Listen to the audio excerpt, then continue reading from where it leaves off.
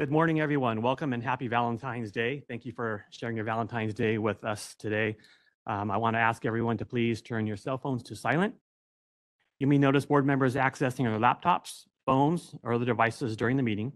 They're using the devices solely to access board meeting materials that are in electronic format. We have a designated time on the agenda for a public comment and ask for public comment on each agenda item. I ask that you be respectful of the need to conduct the board's business. The meeting is available via teleconference. However, the board is webcasting the meeting as a courtesy to the public, and the meeting will continue even if the webcast fails, pursuant to the notice given in the agenda. Individuals listening to the meeting will have the opportunity to provide public comment and will be assisted by a moderator who will be facilitating the teleconference process. For those members of the public participating via teleconference, please wait until the moderator has introduced you before making your comments. Each person will be limited to 2 minutes per agenda item. The board welcomes public comment on any item on the agenda, and it is the board's intent to ask for public comment prior to the board taking action on any agenda item. If for some reason I forget to ask for public comment on the agenda item and you wish to speak on that item, please raise your hand and you will be recognized. Today's meeting will be run according to the Open Meetings Act as required by law. We plan to end today by 4:30. And I would now like to introduce our Executive Officer, Gregory Pruden. Good morning, everybody. Thanks for being here. As we have been doing in our recent meetings, before we do roll call, we like to begin by reciting our mission, vision, and values. The mission of the California State Board of Optometry is to protect the health, safety of California consumers through licensing, registration, education, and the regulation of optometry and opticianry. Our vision is to have the highest quality optometric and optical care for the people of California. Our values are consumer protection, integrity, transparency, professionalism, excellence, diversity, equity, inclusion, and belonging. Now I would like to call the meeting to order and ask Secretary Bragg to please call the roll. Member Clemens? Present. Member Dawson? Present. Member Sue? Member Kleppa? Present. Dr. Pruitt?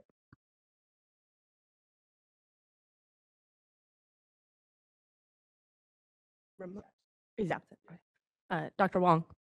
Present. Dr. Bragg, present. Vice President Linden? Present. President Garcia? Present. Have quorum? Thank you. Quorum is present. Let's move on to agenda item number 2, public items not on the agenda. The board welcomes public comment on any item not on the agenda. The board will extend 2 minutes to any speaker to speak on any topic that is not already before the board for discussion today. Before we move to public comment from members of the public, are there any in the audience that would like to speak or online?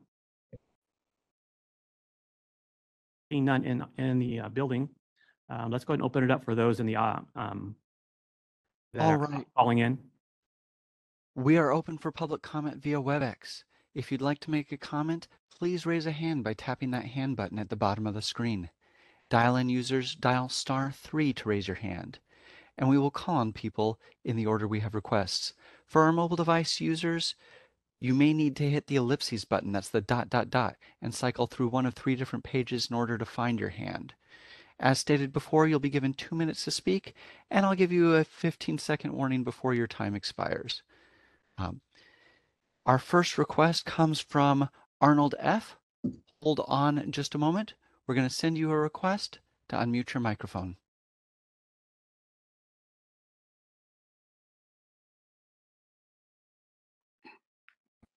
Are you with us, Arnold?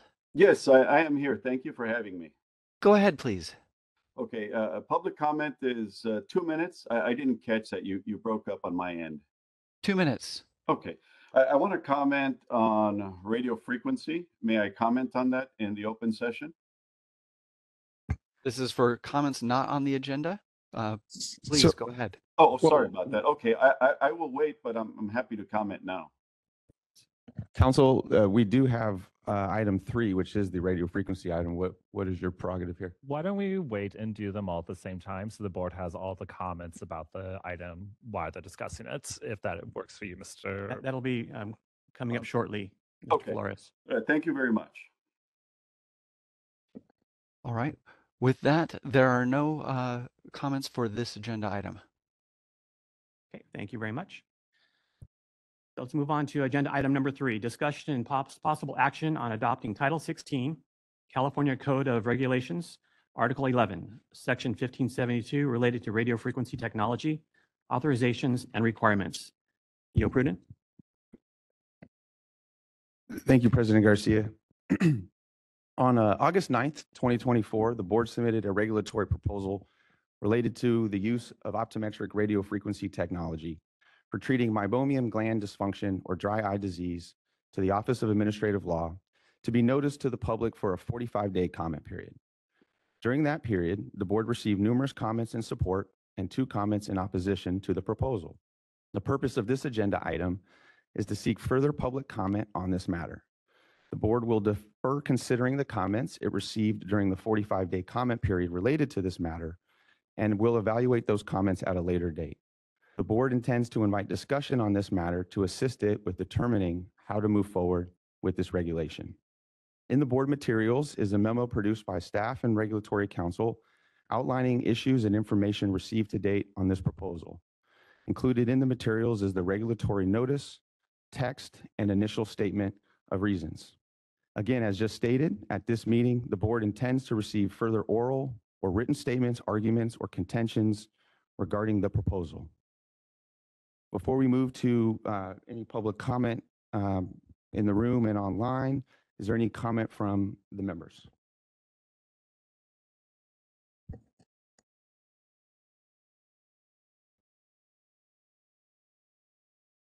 Hi, Member Klappa. Did we have, I don't see it in the materials, did we have the written objections included in our materials? The memo includes quotations and summary from both the proponents and the opponents, but because we are not considering officially the comments that were submitted during the 45-day comment proposal, we did not include the comments that were received to date for consideration today. Then a further question, if I may, was this the area of discussion where there was an objection from one of the opponents on a statutory basis about how the board may be barred from undertaking this action due to some limitation in our operating procedures, that type of thing? I think that is probably a fair synopsis of the opponent's position, but Okay. we may be able to hear further testimony and commentary from interested parties regarding that matter today. All right. My only reason of bringing that up, I wanted to see if we received any additional materials that have not been noted yet, which may list further statutory or regulatory objections from any side. No, I've not received that yet. Thank you. Any further comment from the members in the room? If not, I think, moderator, we can see if we have public comment in the room on this item.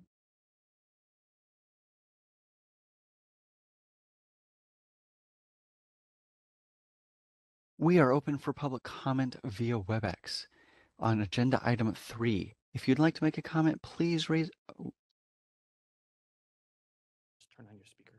There's a At little the button bottom. down at the bottom and light up green on. Okay. Thank you. Hi, my name is William Fleischman. I'm an optometrist practicing in Rio Linda, California. And I wanted to speak in support of allowing optometrists to provide the care for using radio frequency therapy. The technique is a very simple procedure.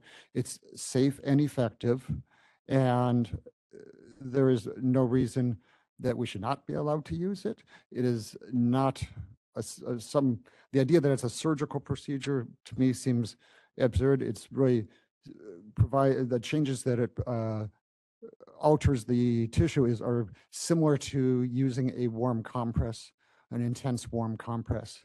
So meibomian gland dysfunction and dry eye disease is a very common problem affecting a lot of patients at this time. And I would request that we be allowed to use RF for treatment. Thank you. Thank you very much for your Thank you for your testimony. comments.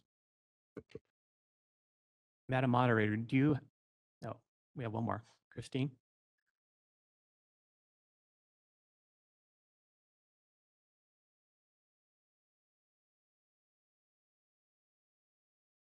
Good morning.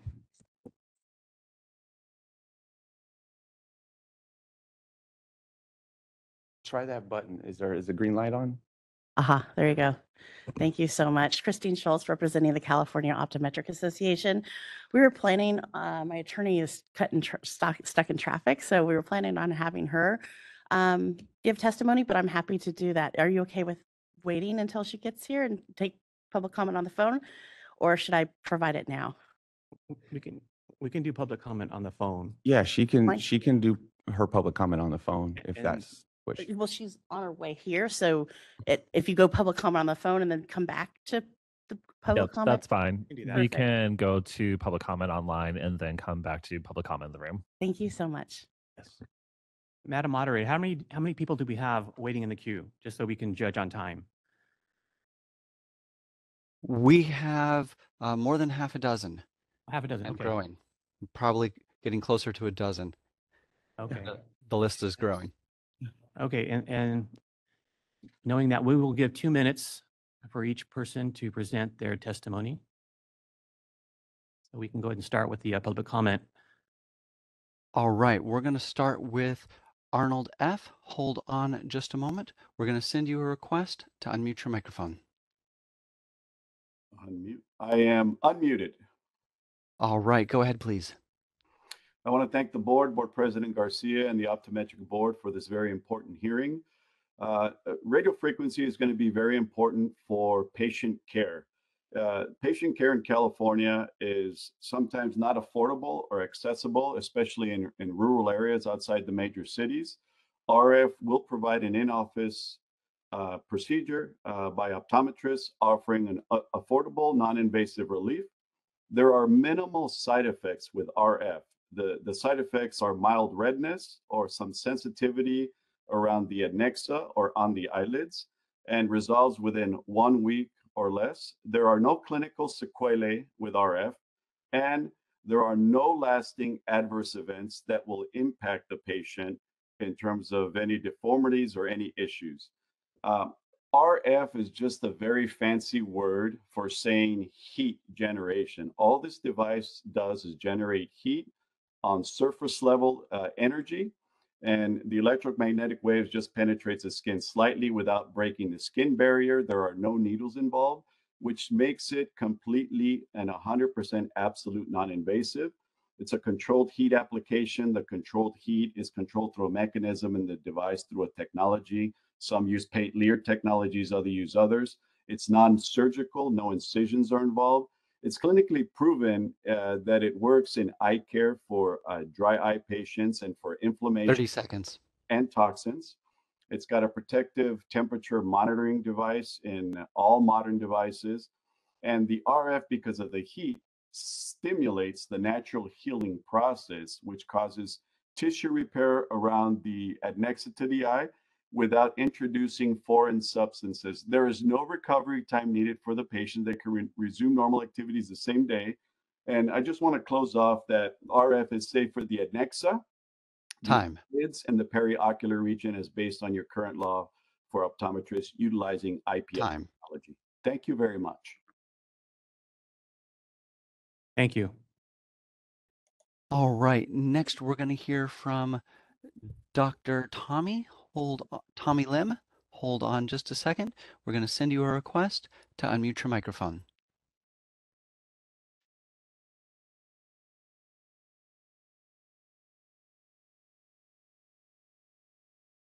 All right, let's try Dr. Tommy Lim again.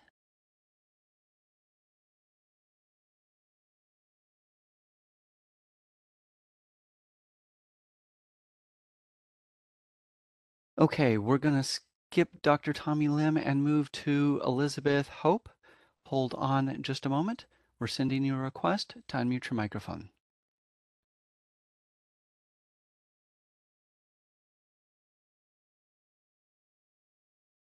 All right, are you with us, Elizabeth?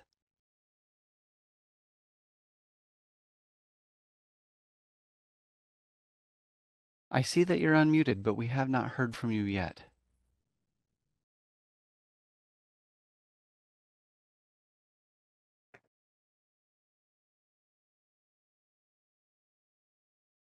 All right, Elizabeth, I'll help you work on a microphone solution in just a moment. We're going to see if we can grab another person, and we'll circle back to you and Dr. Tommy Lim soon.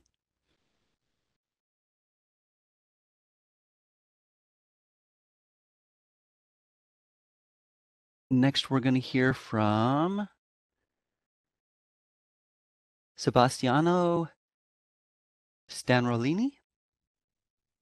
Forgive me if I mispronounced your name. We're going to send you a request to unmute your microphone. Hi, can you guys hear me? Yes, go ahead, please. All right, well, I appreciate the opportunity to share my thoughts on the role of non-invasive radiofrequency technology in the treatment of dry eye disease. My name is Sebastiano Santarelli. I represent InMode. For the past 2 years, I have worked exclusively with non-invasive radiofrequency technology, specifically designed for optometrists. As you consider whether radiofrequency should be included within the scope of practice for California optometrists, I think that there are 2 key factors that should be evaluated, and those are safety and efficacy. From a safety perspective, non-invasive radiofrequency technology has been widely used since the early 2000s, primarily due to its exceptional safety profile and non-surgical nature. Unlike lasers or light-based devices, RF uses electromagnetic heat, which I like to call smart heat, to deliver controlled energy at a precise depth, rejuvenating targeted tissue. Specifically for ocular applications, my company has developed this technology to be safely used inside the orbital rim and on the eyelids, ensuring no risk to the patient when used appropriately. This device has been on the market for 7 years, with thousands of doctors across the US and Canada successfully treating tens of thousands of patients. To date, there have been no reported adverse events. The non-invasive and non-surgical nature of RF makes it one of the safest treatment modalities available. Now, if we talk about efficacy, radiofrequency has demonstrated consistent positive clinical outcomes in the treatment of dry eye disease. The tens of thousands of patients treated by our doctors have experienced significant improvements with no adverse reactions. This is further 30 supported. seconds. This is further supported by a peer-reviewed study conducted by 6 North American eye care physicians, which evaluated the impact of RF on 5 different dry eye diagnostic tests. The study found measurable improvements across all 5 diagnostic markers, both during and after treatment. The approval of radiofrequency for optometrists in California represents a logical and necessary progression in the fight against dry eye disease and meibomian gland dysfunction. This technology is already being used by hundreds of optometrists across the United States, with over 100 in California alone. Given its proven safety and efficacy and growing adoption, allowing optometrists to incorporate this makes sense. Thank you very much for your time. Thank you.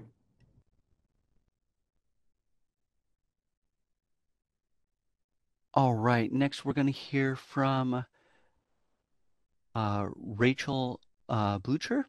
Hold on just a moment, Rachel. Rachel, we're going to send you a request to unmute your microphone. Looks like you're on a mobile device. Oh, perfect.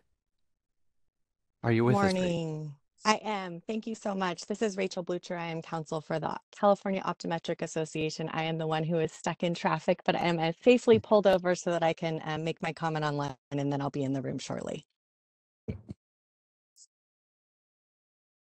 Please continue. Thank you. So I am here this morning in support of the board's proposal related to the use of optometric radiofrequency technology for treating dry eye disease. As had been mentioned in previous public comments, radiofrequency is a non-invasive technology that uses electromagnetic waves to deliver controlled heat at a predetermined temperature to superficial and deeper layers of the skin. RF is a non-invasive procedure that does not constitute surgery. It is applied through a handheld device. There is no aspect of the procedure or device, such as a needle or other tool, that penetrates or ablates the skin. It is much less invasive than some other procedures that are currently allowed to be performed under optometrists' existing scope of practice, such as debridement, removal of foreign body from the cornea, or removal of inturned or misdirected eyelashes. Further, we are not aware of any state that does not allow the procedure to be performed. In addition, other professions are permitted to use radio frequency in California. Estheticians are permitted to use RF as long as the procedures are not invasive, defined in regulation as an invasive procedure is a use of a product, device, machine, or other technique or combination of the same, which results in the removal, destruction, incision, or piercing of a client's skin beyond the epidermis, or application of electricity which visibly contracts the muscle. The legislature clearly supported the use of 30 non-invasive seconds. devices when it added this language to statute. Using the opposition's proposed interpretation of the definition of surgery would lead to an illogical and absurd result. If any altering of the tissue would constitute surgery, that would mean that many other non-invasive procedures would also be considered surgery. For example, one can conclude that use of hot or cold compress, as well as massaging of the tissue, could be deemed to be surgery. This was clearly not the intent of the legislature. The board has the expertise to interpret the Time. language and is charged with implementing the language in the most reasonable manner. Thank you very much. Thank you. All right. I added 10 more seconds to Rachel's speech because there was a delay in pausing her timer when she was not speaking. Let's circle back to Dr. Tommy Lin and see if we can unmute that microphone.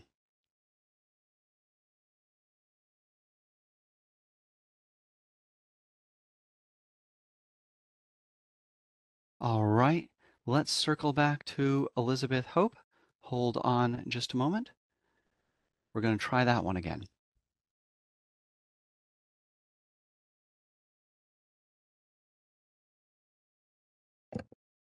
All right, I saw Elizabeth mute and unmute. Let's try Elizabeth one more time. All right, Elizabeth, are you? I heard you. Are you with us? Good morning. Go ahead, please. Good morning. Are you able to hear me? Yes, go ahead, please. Oh, thank goodness. You can still hear me? Yes. You're on. Hooray. Okay. This is Elizabeth Hoppy, and I'm an optometrist, and I'm the Dean of the College of Optometry at Western University of Health Sciences. Thank you so much for the opportunity to address the board. And I would like to comment regarding the enhanced patient access to care.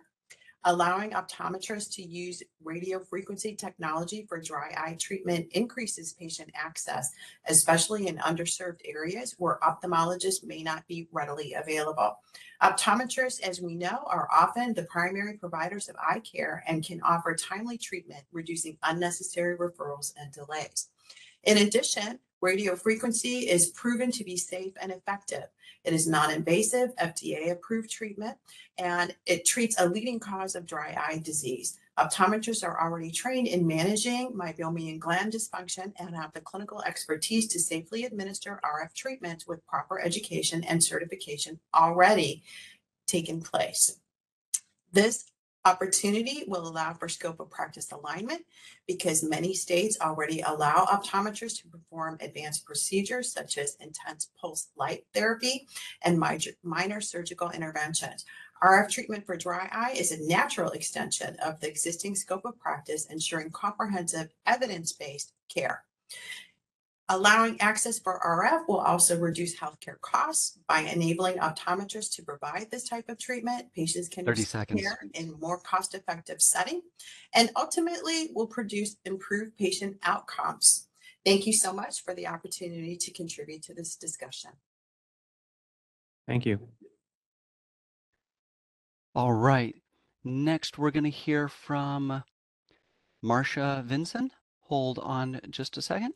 We're sending you a request to unmute your microphone.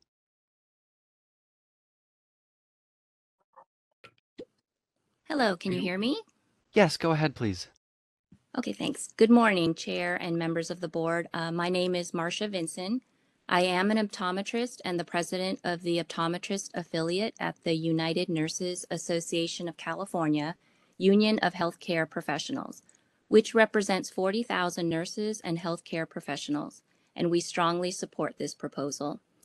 Radio frequency is a non-invasive procedure that helps unclog oil glands in the eyelids and helps to lessen the discomfort from dry eyes. RF technology is not surgery. We represent optometrists within Kaiser Permanente in Southern California that are treating thousands of patients with dry eyes using other non-invasive treatments, such as warm compresses and gland expression. And we hope that you will recognize that radio frequency is a safe, non-surgical procedure that would be beneficial to many of our dry eye patients. We are in support of optometrists using radio frequency to treat dry eye disease, and we thank you very much for your time today. Thank you. All right, next we're going to hear from caller user 3.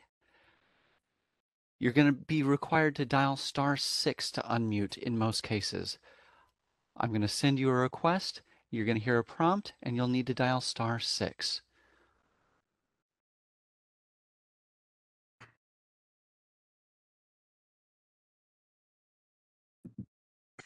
And we maybe lost caller 3. Caller 3, dial *3 to put your hand back up if you still wish to speak. All right, we're going to try this one more time.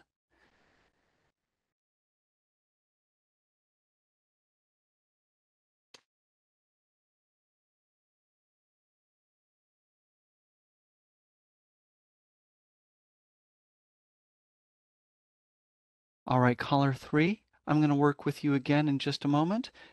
Next, we're going to hear from Ann Micah. Hold on just a moment, Ann. We're going to send you a request to unmute your microphone. Hold on. We got caller 3. Caller 3, are you with us? I hope this is me. Hello? Go ahead, please. Yes, good morning. My name is Dr. Michael Corris. I'm an ophthalmologist in San Diego, California. I'm speaking for myself. Mr. President and board members, I just want to express my personal beliefs that in 2021, the legislature passed AB 407, which is a product of many legislative hours of discussions with various stakeholders. The legislation had two purposes: streamlining and modernizing the Optometric Practice Act, and also for creating a process that allowed the Board of Optometry to approve the use of new drugs and technologies, so the legislator would not have to approve each new drug and technology, and there was a framework developed to do so. The new authority for the board was conditioned by the legislature that any new technology treatment would not conflict with the statutory definition of surgery. This condition is supported by the actual legislative committee analysis for both state assembly and state senate as the legislation was being considered. The board's own narrative for this agenda includes the statutory definition of surgery. That definition, in part, defines surgery as any technique that alters tissue. Radio frequency is at the lower end of the electromagnetic spectrum, just below microwaves. It can be used to cut tissue, provide cautery at the right intensity, and with fine application, provide for ablation of cilia. Two radio frequency devices treat dry eye and meibomian gland dysfunction. Actually, the number's 3. Elman Surgitrons, the OptiPlus radio, and the InMode device. Business and Professional Codes 3041B5B specifically excludes from authorizations subparagraph G, paragraph 5, subdivision A, any non-invasive device technology that can constitute surgery on paragraph 6 of subdivision C. Subdivision B. It includes the definition that altered by or otherwise infiltrated by any means. Because radio frequency alters tissue through neocollagenesis, the use of RF technology constitutes surgery under the California Optometry Practice Act and is excluded from the practice of optometry.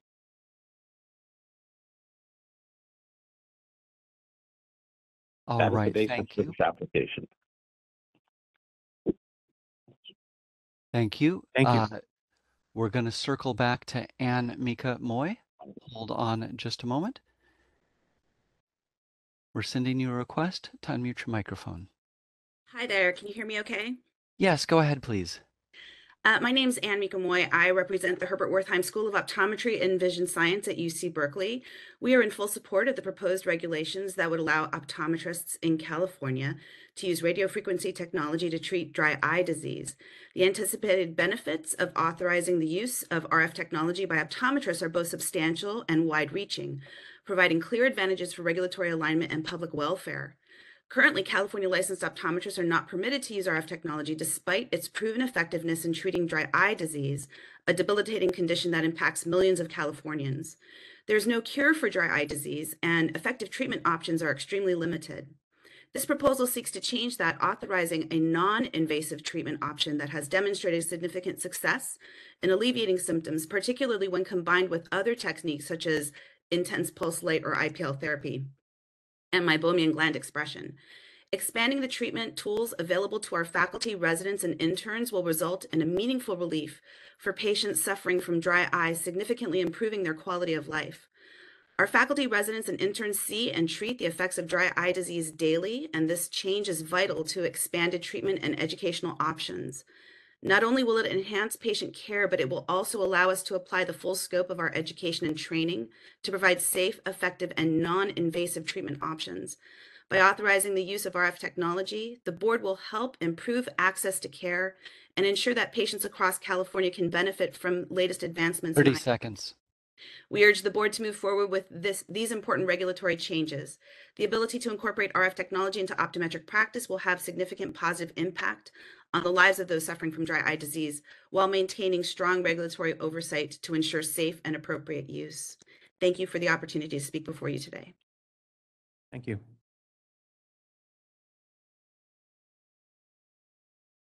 All right, next we're going to hear from Julie Taylor.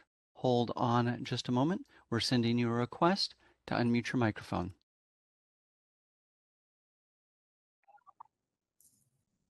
Hello, can you hear me? Yes, go ahead, please. Thank you very much. Good morning, Chair and Board. I'd like to thank the Board for entertaining this discussion around the use of radio frequency technology. I am an optometrist practicing at Southern California College of Optometry. I want to express my support of the use of radio frequency technology for the treatment of dry eye disease and management of meibomian gland disease. This is a safe technology, non-invasive radio frequency management. Regarding the safety, it is a non-surgical targeted heat that is applied to the eyelids that has been deemed exceptionally safe and, as previously mentioned, effective as a tool for the treatment against dry eye disease, which has no specific treatment but has ongoing management. So having as many tools as possible is very important for our practicing optometrists in the state of California. It uses a handheld unit to apply that focused heat and again, allow for the best targeted management for our patients. Dry eye disease is a very common condition, and we find that we need increased access and opportunities and tools in order to effectively treat our patients. This improved patient outcomes and access is valuable asset in having radio frequency as a safe management technology to be used for our patients. I am in support, and thank you so much for your time. Thank you. Next, we're going to hear from Rachel Lynn. Hold on just a moment. We're sending you a request to unmute your microphone. Hi, my name is Rochelle Lynn, and I'm testifying in support of RF.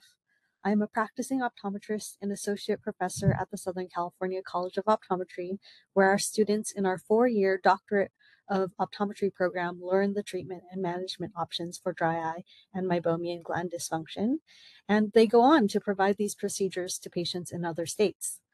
As we all know, California is a very dry state, and dry eye disease is understandably very prevalent. This would be a great non-invasive addition to our current available treatments for those patients who have persistent dry eye in California. Thank you. Thank you. Next, we're going to hear from Dr. Mark Nakano. Hold on just a second. We're sending you a request to unmute your microphone. Hello. Hello, go ahead, please. All right. Good morning. Thank you for allowing me to present to the board. Mark Nakano, I'm Associate Dean at Southern California College of Optometry at Marshall B. Ketchum University. Definitely in favor of this statute change for several reasons. One, it's taught in the curriculum. Two, there's studies by NIH that shows the safety profile and the clinical efficacy of RF when combined with IPL and meibomian gland expression. Lastly, but probably most importantly for our constituents in California, is that it's going to improve access, right? I know that's a big problem with all of our patients, and it's been shown that optometry is available and optometrists are available in all the counties in California. So absolutely in favor, and I don't see why it should be a problem here. Thank you for your time. Thank you. Next, we're going to hear from Elaine Chin. Hold on just a moment. I'm sending you a request to unmute your microphone.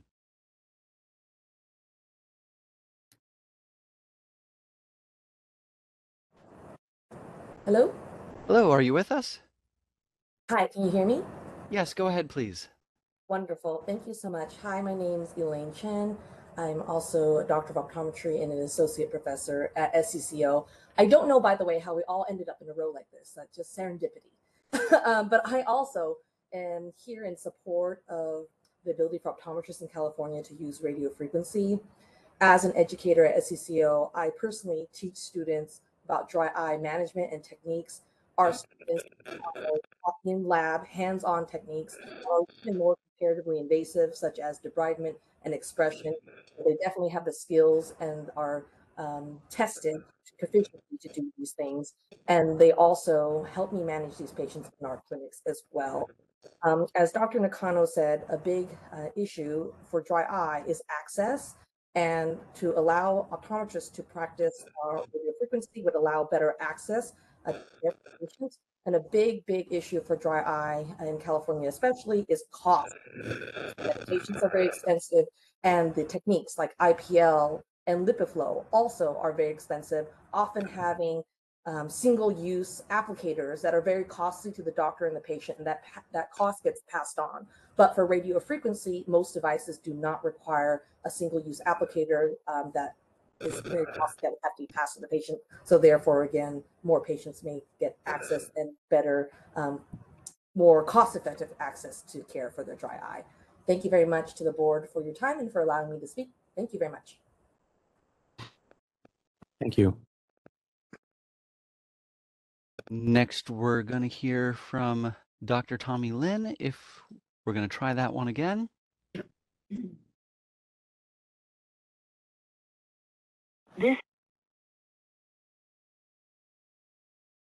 Hello. Dr. Tommy Lim, are you here? Yes, I am. All Hello. right, go ahead, please. My name is Dr. Tommy Lim, and I'm a retired optometrist from San Jose. I'm calling in today to strongly support the board's proposed regulations allowing optometrists to use radio frequency or RF technology to treat dry eye disease. Dry eye disease is a chronic and often debilitating condition affecting millions of Californians. I know this because I have dry eyes. Optometrists are on the front lines of diagnosing and managing this condition, yet their ability to provide the most effective treatments remains limited. RF is a non-invasive, clinically proven technology that effectively treats meibomian gland dysfunction, one of the leading causes of dry eye. Expanding optometric treatment options to include RF is a critical step in ensuring that patients receive the care they need from the providers that they trust. Currently, the only light-based treatment available to optometrists is intense pulsed light, or IPF. However, IPF is not always suitable for patients with darker skin tones, leaving many patients without access to this advanced therapy. RF, on the other hand, is safe and effective for all skin types. ensuring that every patient, regardless of their skin pigmentation, can receive the best possible care. Before I retired, my practice had many patients with dark skin, many of whom would likely not have been helped with IPF. 30 seconds. As well as a retired optometrist, no one should have to suffer from untreated or undertreated dry eye disease simply because of outdated regulations preventing optometrists from using non-invasive treatments. By approving this proposal, the board will help ensure that Californians receive the equitable science-based care that enhances patients' care quality of life. I urge you to support these regulations and allow optometrists to utilize RF technology to better serve the patients. Thank you for your time and consideration. Thank you. Next, we're going to hear from Alicia Sanchez. Hold on just a moment, please. I'm sending you a request to unmute your microphone. Hear me? Yes, go ahead, please. Great, thank you. Alicia Sanchez, representing the California Medical Association. Appreciate the opportunity to provide additional comment on this subject.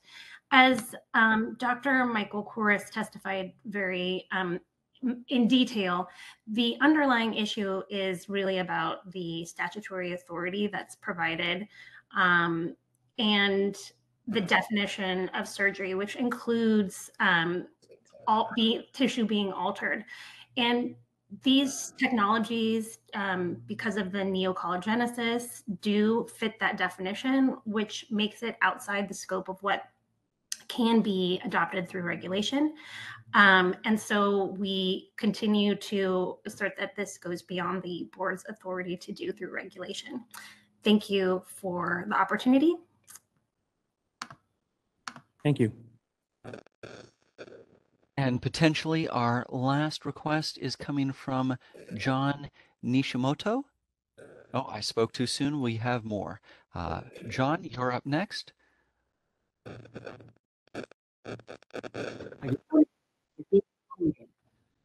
Good morning. Can you hear me? Yes, go ahead, Okay. please. Thank you very much, and I really appreciate the time. My name is John Nishimoto. I'm a doctor of optometry. I'm the Senior Associate Dean for Professional Affairs and Clinical Education at Southern California College of Optometry, Marshall B. Ketchum University. I'm here to testify in support of RF, and as it's all been stated, that it is a safe and effective treatment for dry eye disease. Doctors of optometry are more than qualified to be trained in the technology to use for the patients. You know, the studies have shown the efficacy of RF. I don't know anything else that I really wanted to mention other than that as the overseer of the clinical training of our students, they are more than qualified. It is a very straightforward protocol and process. Access to care would be streamlined, access to care would be enhanced. And so I would recommend for the board support, and thank you very much for your consideration. And I really appreciate the opportunity to speak. Thank you. All right, next we're going to hear from caller 4. You will probably need to dial *6 in order to unmute after I send you a prompt. Sending you a prompt now.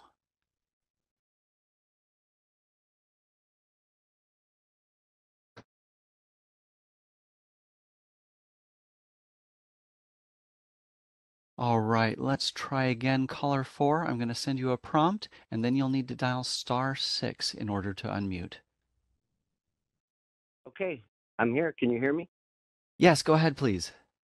My name is Jeffrey Scott Fleming. I'm an optometrist, and I treat dry eye in my practice on a regular basis. I use IPL, which helps a lot, but the RF system would tremendously enhance, and my patients would would have much better outcomes. I'd like to just comment on the idea that this is surgery.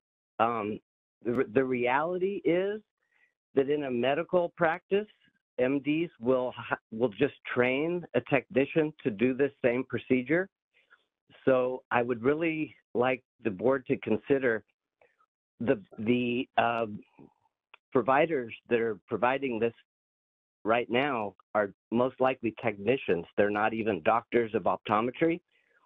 And so this is always the situation where we're were compared to ophthalmology, where ophthalmologists don't even do this procedure. They train technicians to do it.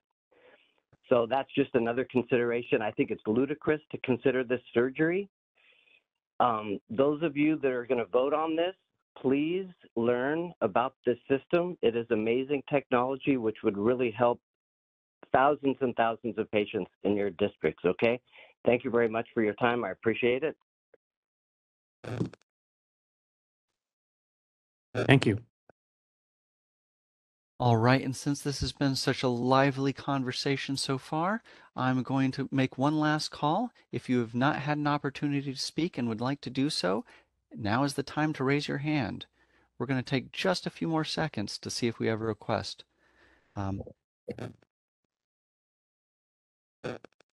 Mr. President, I think now is the time to call for public comment in the room again, even though we probably heard from our only request. I'd like to open it up for public comment in the room. If anyone else would like to step up to the mic. Any additional comments? Seeing none, we'll go ahead and bring it back in. This is Executive Officer Pruden. I just want to take a moment and just thank everybody that participated today, those that came in person and those that came online. This is the most amount of attendees we've had in my tenure on this board, so it's wonderful to see the conversation unfold. I think we heard a lot of important information in the testimony that was just received. I want to bring it back to the board to see if the board members have any conversation or discussion, or maybe have further questions or things that they would like to hear more about. But before I do that, maybe just want to share a couple things that I heard that might trigger a conversation among the board. One of the things that I heard in the testimony was about the safety and the efficacy and the non-invasive nature of this technology. This technology is available for consumers to purchase via Amazon and many other online retailers right now.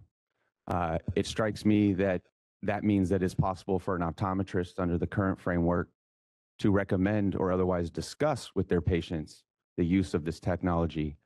But it seems ludicrous that they could do that, but not also prescribe it or use it within their own clinic.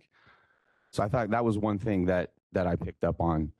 I thought the last caller had some interesting remarks about how ophthalmology may or may not use this technology currently. Our proposal goes significantly further in terms of protecting patients than what may be happening in the ophthalmology space, if it is in fact true that they are just training unlicensed folks to do this technology. Our proposal does not allow an optometrist to authorize anybody else, licensed or unlicensed, to engage in this activity. So we believe our proposal is pretty protective of consumers in that regard. Just a couple thoughts that I had that might help trigger a discussion among the board, but with that, I'd certainly turn it over to the president and the members to engage in that discussion. Okay, board members, any other comments, concerns? Yes. In listening to all of the comments on the medical side, they seem pretty positive. On the legal side, that seemed to be the only objection. There seems to be an issue raised by some about whether there is a statutory basis for us adopting this technique. And I would want to ask our counsel to do a little research in that regard. We have a statutory citation. I don't see any regulatory citations or case citations that define the term infiltrate. If we can possibly do some research in that regard to see if there is some analogous determination out there that might help inform our decision as to whether we have a statutory basis for approval, I would appreciate that. Oh, okay. Okay, we can look into that. Just the term infiltrate is what you're questioning? Yeah, according to the comments we received, that seems to be the focus of the objections. They were looking at the definition of BNP code 3041B6, focusing on the last phrasing, otherwise infiltrated by any means, and objecting on that basis, indicating that this technique apparently in their mind meets that definition and therefore would be barred from us approving it. I think if we did a certain amount of research to determine if that term has been further defined in any case law, I think that would help further inform our discussion, at least my understanding of it. Okay, we can do that.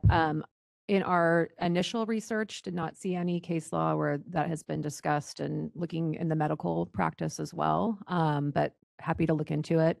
And then I just wanted to give everyone on the board some perspective on the regulation process. So the step that we're at now is responding to comments.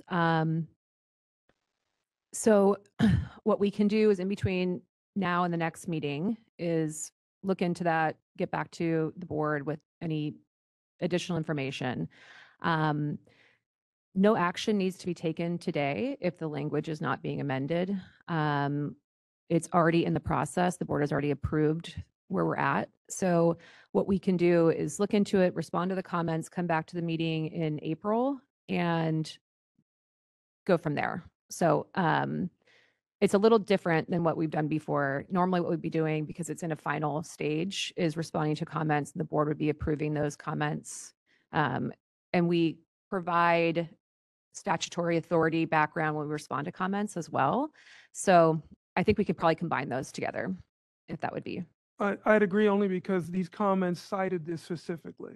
So I think it's reasonable. In that regard, if you don't mind, there also was a comment from Dean Elizabeth Hopp about an FDA approval. I don't know what that FDA approval involved and whether it dealt with this term of infiltration or some analogous term. So it may be something to look into as well, if you don't mind. Yeah, I mean, we can certainly look into that again. When we initially considered this at the committee level last year, and then when we considered it at the board level last year, we talked about the FDA aspect of this. The FDA approved the technology, I want to say, back in 2002. So the technology has been around for more than 2 decades. It's available in the commercial marketplace for consumers to purchase without any prescription right now. The FDA's approval was because it was found to be safe. Okay. And my only thought in bringing that up would be they may have gone into this. They may have talked about whether the FDA found it to be invasive or non-invasive as applied by optometrists, and that could also possibly inform our discussion. Yeah, we can look into it again. I know that the FDA's approval back in 2002 did not have to do with optometry. The technology has FDA approval for aesthetic and dermatological purposes, but the technology is not considered surgery because it's not ablative. It does not cut tissue. So we can certainly take another look at that and bring it back as in the context of what we were just discussing. But when we originally considered the proposal at both the committee and board level, we were pointing to what the FDA had already authorized back in 2002. Any other comments from the board? I just wanted to, I guess, reiterate what all of our speakers talked about today who called in, that RF technology is a very effective procedure for dry eye disease. It's safe, it's not invasive, and as one of our other speakers pointed out, it will increase access to so many more Californians for dry eye disease. So I think this is a very safe and effective and wonderful procedure that we should consider. Thank you. I just had a comment about the ophthalmologist that indicated radio frequency at certain wavelengths can cut the tissue. So would there be a way to define the wavelength in the devices that do not cut into the tissue that would preclude it from the definition of surgery? If they're being used at the predetermined wavelength that just softens the meibomian glands. I think that's something we could look into that. The RF devices that are used for dry eye do not cut. I think the more specific to the opposition's contention is the neocollagenesis, which is a result, as they claim, from the heat generation. But the InMode device and the other devices that are on the marketplace do not cut, are not used for cutting. Any other comments? Oh, this is Member Linden. I just wanted to add a couple of comments. You would just mention that word neocollagenesis, which I actually, as a public member, I had to definitely try to look up what it is. I think it's just anything that helps your skin regenerate collagen. But I would say I appreciate all the comments that we got. I would say the ones that stuck out the most to me do revolve around access to care. I think as a public member, that's something that I'm deeply and personally very interested in. Anytime that we can access care, make it more accessible to people who live in all parts of the state, rural or not, people of, all incomes and backgrounds should be able to access care that they need. And I am very persuaded by that argument in terms of providing access to people that might not have access to ophthalmologists, care that's easier to access. And also, I did not realize that this type of care could help other people, people of color perhaps, where other types of treatment would not work for them. So I found that to be very interesting as well. I would have to say, I know that there is this definition of surgery that's kind of been raised a couple times. To me, it seems like very ambiguous wording, and it seems like you could look at it very broadly.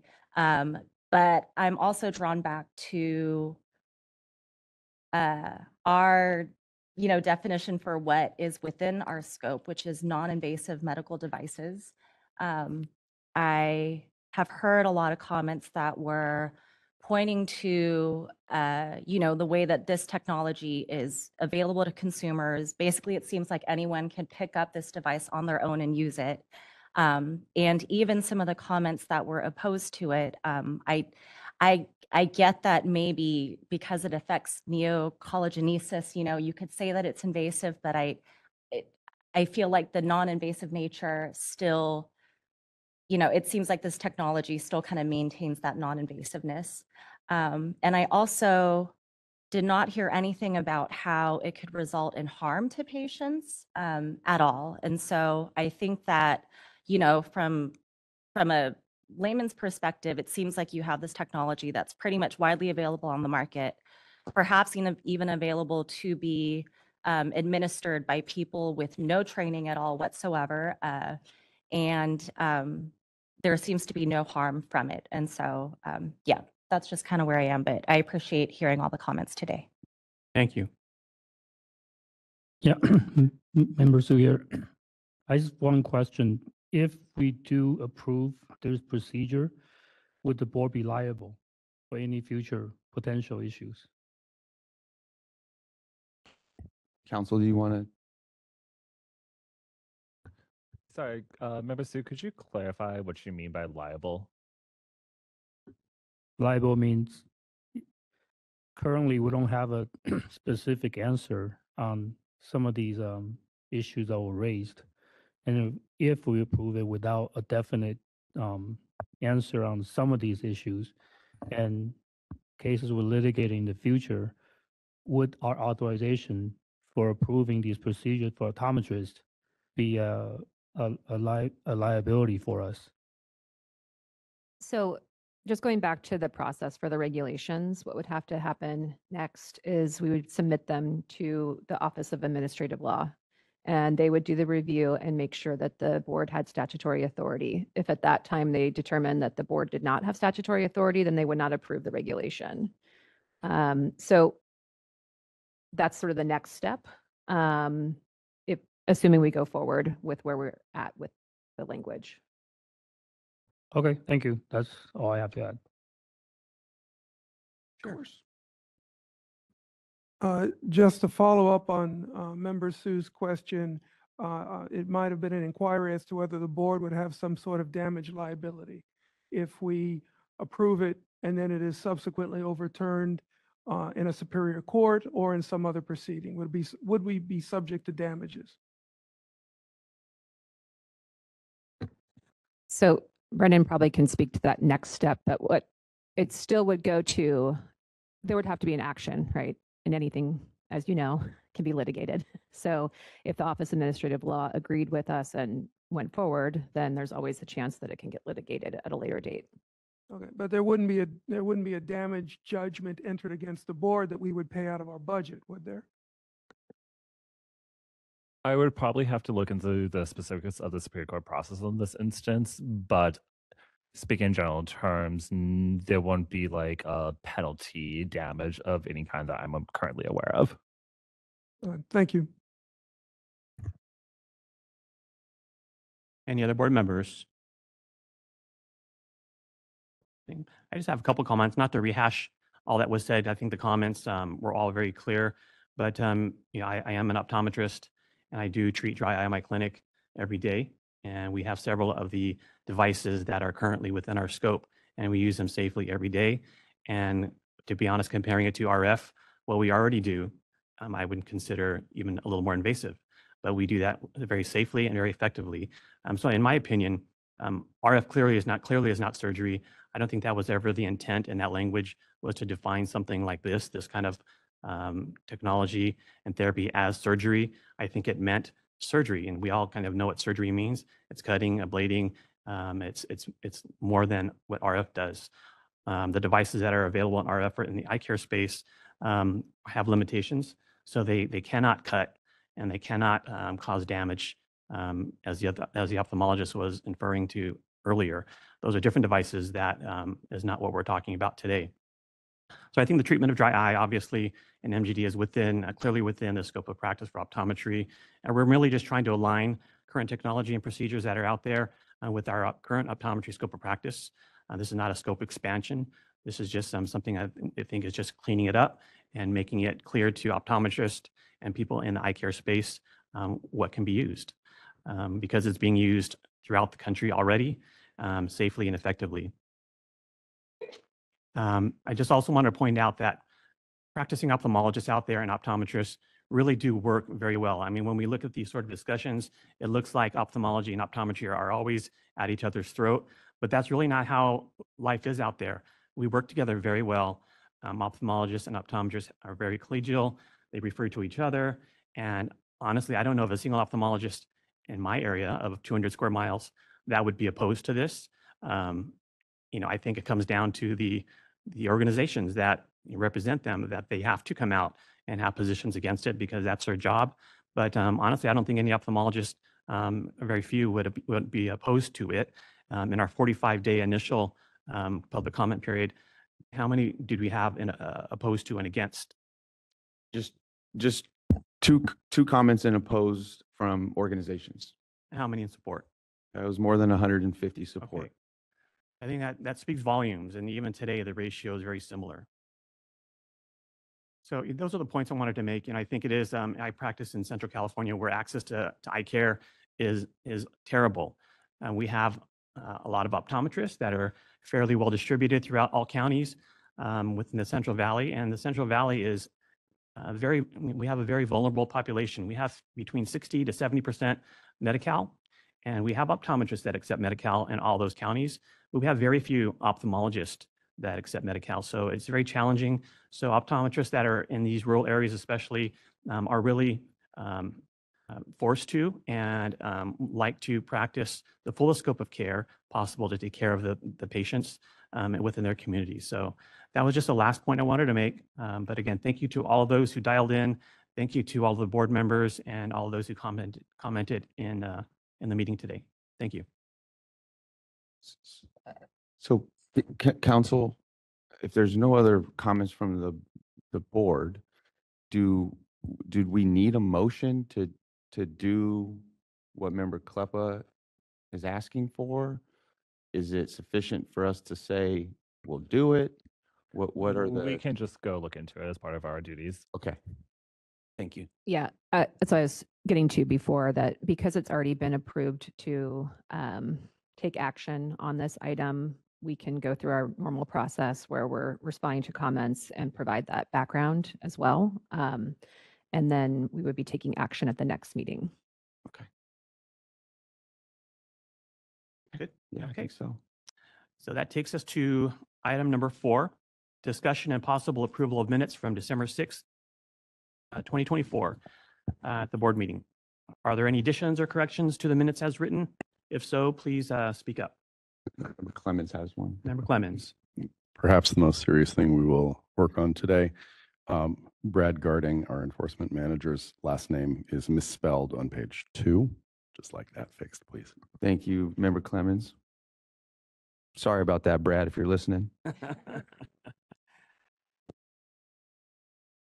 Okay, any others? Seeing none, would someone like to make a motion to approve the minutes as corrected? This is Dr. Wong. I will make that motion. Okay, is there a second? Second. Okay. Are there any public comment for those in the audience regarding our minutes? Seeing none, are there any comments on those for those on the phone? We are now open for public comment via WebEx on the meeting minutes. If you'd like to make a comment, please raise a hand by tapping that hand button at the bottom of the screen. Dial-in users, dial *3 to raise your hand. And as a reminder to our mobile device users, you may need to hit the ellipses button, that's the ... at the bottom, in order to find your hand. We're going to take just a few seconds now to see if we have a request for public comment. I didn't either.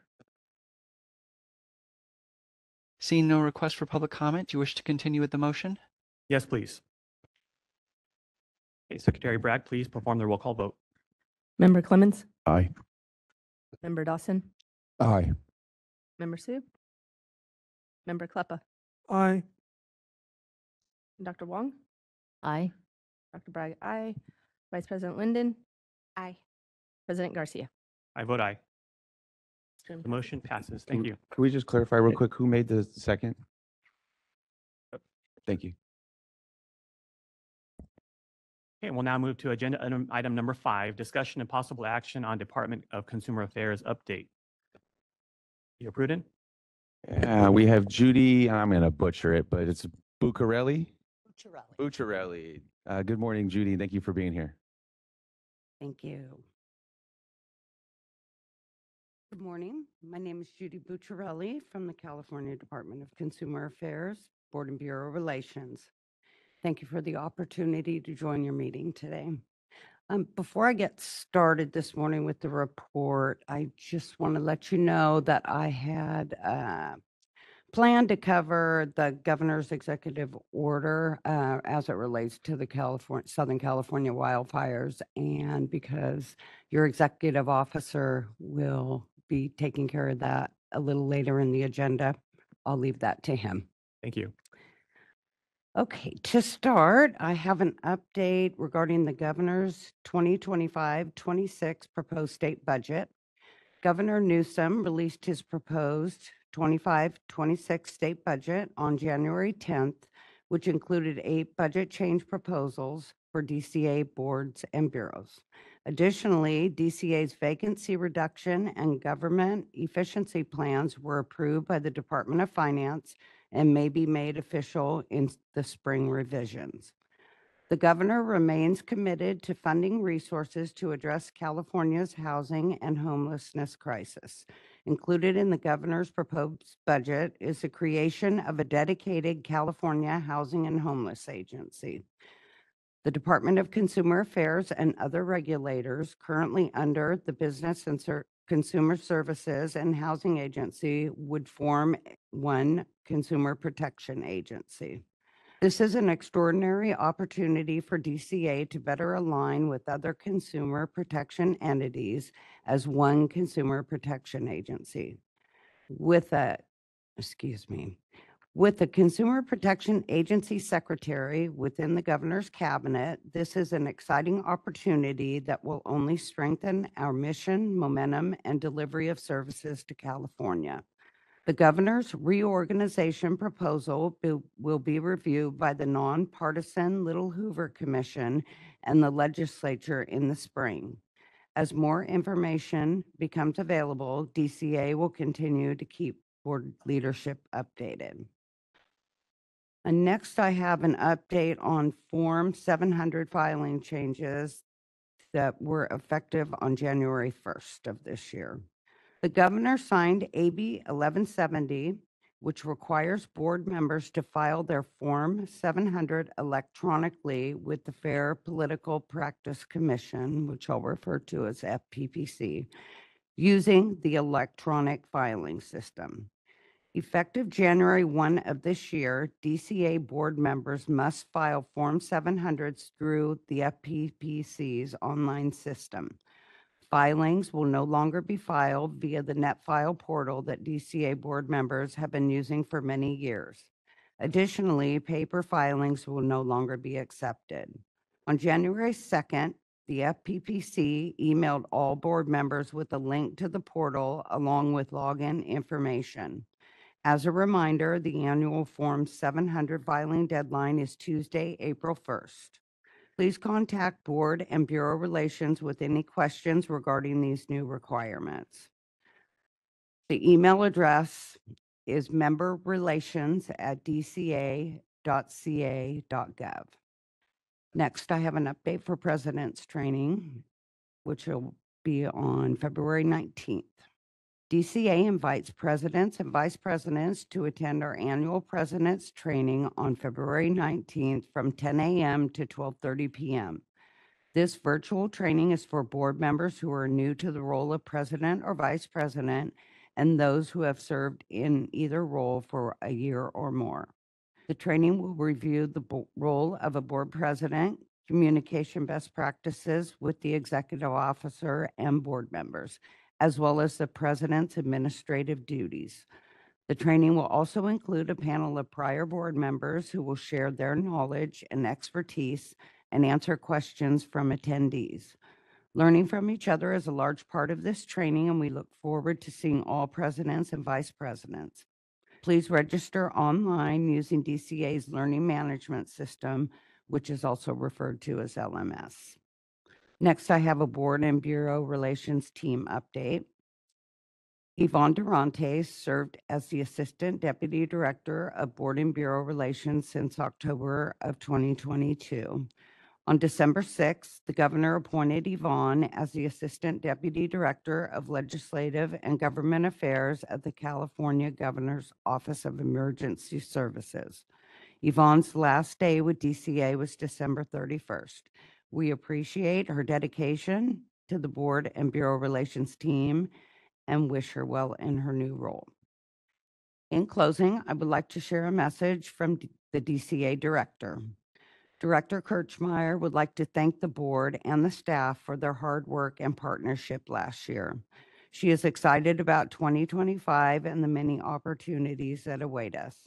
In addition, she would also like to thank everyone for their dedicated service that protects California consumers every day. This concludes my report today, and I appreciate your time this morning. At this time, I'll turn the floor back to President Garcia, and I welcome any questions from the board. Thank you. Board members, any questions? Well, thank you very much for your presentation. All right. Thank you. Have a good day. Thanks, Judy. Virtual now? Yeah, I think we have for the next item, which is the budget office presentation, I believe we have Kirsten Cox joining us virtually. She may need to be have her privileges upgraded.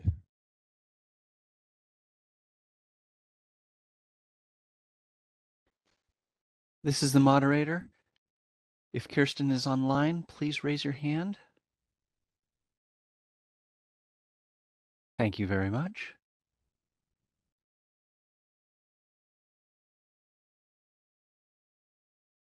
All right, you should be able to unmute at will. Hi, good morning. My Good name is morning. Kirsten Cox, and I'm the budget analyst with the DCA Budget Office. I'm also joined by the budget manager, Harmony De Filippo. I want to thank the board and the executive staff for allowing me a few minutes to present on agenda item 5BI, the board's expenditure projections and fund condition statement. First, I'm going to start with the board's expenditures, attachment 5B, page 1 of your materials. These projections are based on actual data through fiscal month 6. This report includes 23-24 actual expenditures in green, as well as 24-25 budgeted and projected expenditures in blue and orange. As we move to the end of the document, you will see the board had a beginning base budget of $3.806 million and is projected to spend a little over $2.9 million, creating a reversion to the board's fund of approximately $897,000, or a reversion percentage of 23.57%. The next document I will be going over is the board's revenue projections, attachment 5BI, page 2 of your materials. This report includes receipts collected through December and projected revenue to year end. I will go further into the projections as we transition into the next slide. The next document is attachment 5BI, page 3 of your materials. This is the board's fund condition statement. As a reminder, we read this document from top to bottom, left to right. The left column is the board's prior year 23-24 actuals. It shows the board began 23-24 with a beginning balance of $1.765 million, collected $2.787 million in revenues, with $331,000 from initial license fees, $2.150 million from license renewals, and $306,000 was collected from the issuance of citations, fines, delinquent fees, and other revenue. The board expended $2.884 million, which includes $231,000 in direct draws to the fund for statewide pro rata and pension payments. The board ended 23-24 with $2.931 million reserve balance, or about 10.8 months in reserve. For current year 24-25, the board projects revenues of $3.286 million, with $413,000 projected from initial license fees, $2.688 million from renewal fees, and $205,000 from the issuance of citations, fines, delinquent fees, and other revenues. The board's 24-25 expenditures are based on the governor's budget with FM6 projections at $3.263 million between authorized expenditures and direct draws to the fund, leaving the board with a fund balance of approximately $2.954 million, or 8.2 months in reserve. The Budget Office will continue to monitor the board's revenue and expenditures and report back to the board with monthly expenditure projections as we continue to close fiscal months in the current fiscal year. A few things to note of the board's fund condition. The fund condition is a snapshot in time. One of the main factors driving expenditure increases in future years is a result of personal service adjustments. These include general salary increases as well as employee compensation and retirement rate adjustments. The Budget Office includes a conservative ongoing 3% increase to expenditures on the fund condition statement to account for these ongoing incremental adjustments. You will also notice revenue is projected static in the out years. Lastly, I would like to note to the board that any future legislation or unanticipated events could result in the board's need for additional resources, which could create cross pressure on the fund. The last document we have is attachment 5BI, page 4 of your materials. This is a mock fund condition statement for the board references. This fund condition statement shows the 1111 Department of Consumer Affairs future expenditures with a scenario based on the governor's budget with FM6 projections. This scenario includes a 5% growth factor for budget year and ongoing. This highlights that if the expenditures remain similar to the last 2 fiscal years, then this estimate would reflect how the board's months in reserve would compare to the previous fund condition statement, which projects the board spending to its full appropriation. This allows the board a visual to showcase that if the board continues to spend relatively similar, the board's months in reserve will substantially increase when compared to the standard fund condition statement display.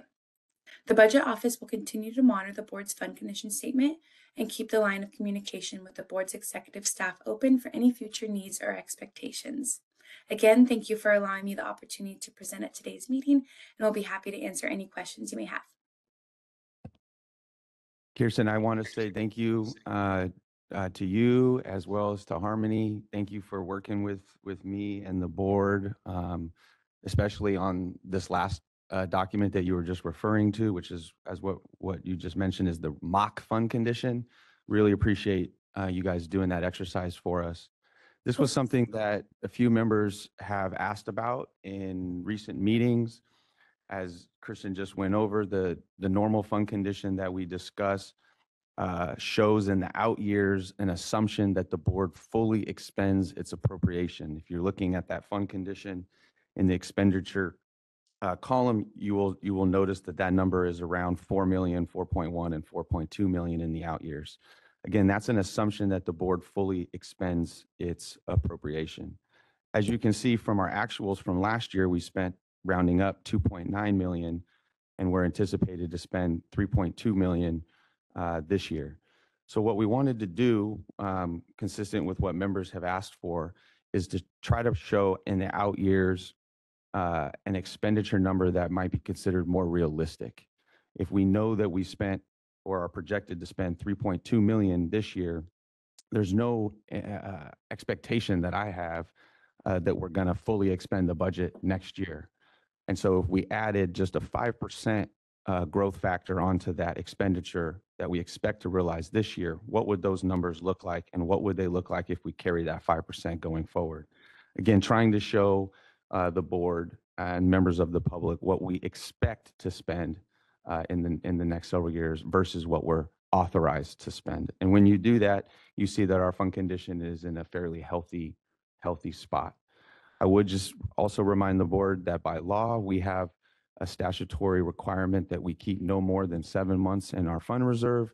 That is a fairly low months in reserve requirement. Many other programs in DCA have a 12 or a 24 months in reserve limit.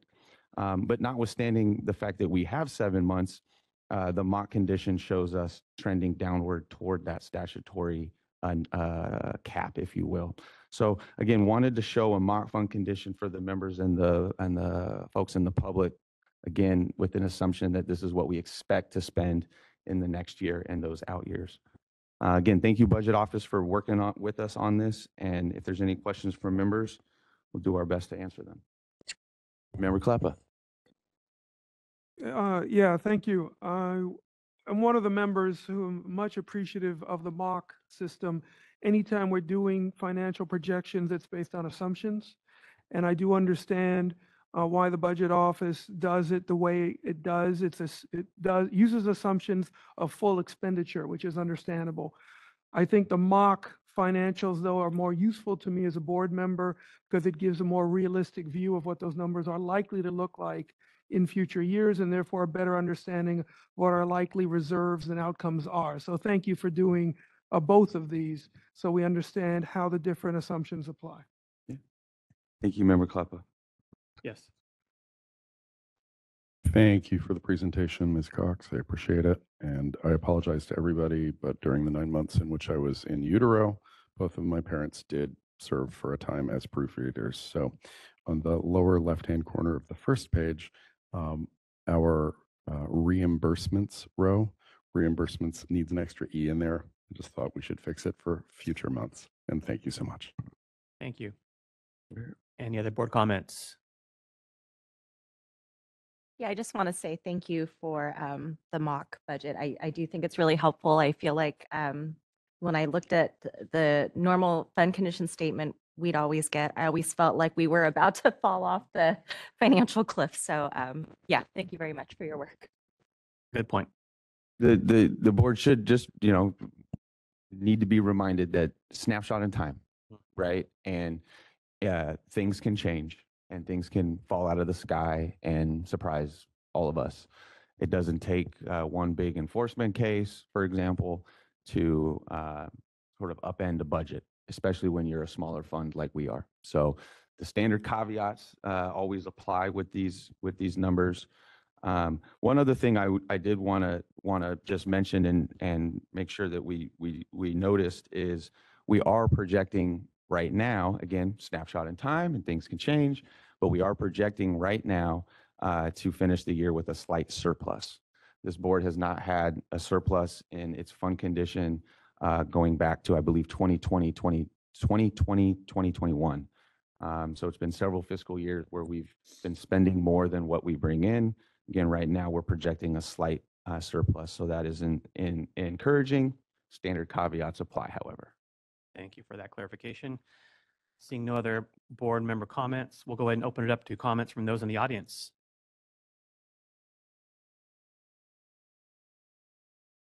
Seeing none, are there any comments for those online? We are open for public comment via WebEx. If you'd like to make a comment, please raise a hand by tapping that hand button at the bottom of the screen. Dial-in users, dial *3 to raise your hand, and we will call on people in the order we have requests. We're going to take just a few seconds now to see if we have a request for public comment.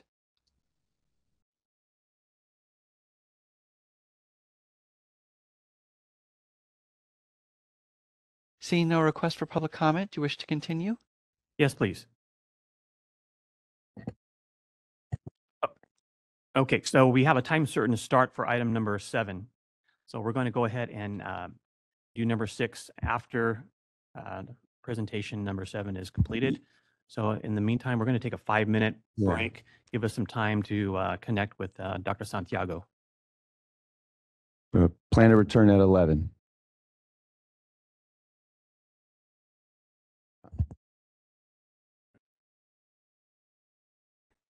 This is the moderator, Dr. Santiago. If you're available to unmute, would you please unmute?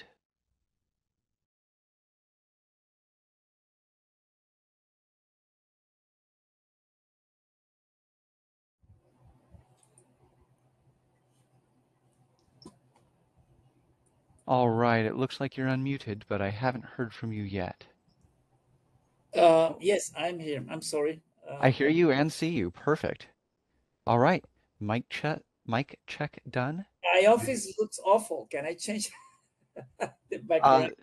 Yes, there is a way to add a background image.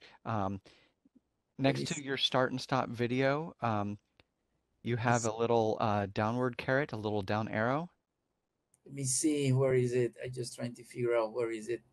At the bottom center of your screen. Mute, stop video, share. There's Stop where it says stop video. Uh-huh. Hit the down arrow. Okay. Video settings. Change visual background. It says self-view location. Okay, I guess it might be. Are you on a web browser or are you using the app? Yes, web browser. Yes. Oh, you might be stuck with the. You may be stuck with this. I was able to change it before that. For some reason, when I left, I was able to change it, but for some reason, okay. All right, that's fine. You look like my real one. I just arrived home and this is my messy office. So That's quite okay. My office is similar.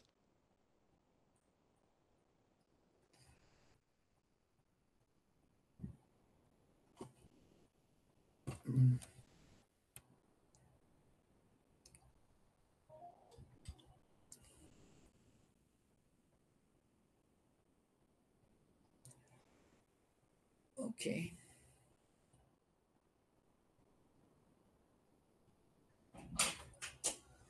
Voy a darle el seminario, mi amor. Sí, mi amor, estoy aquí. Voy a empezar ahora.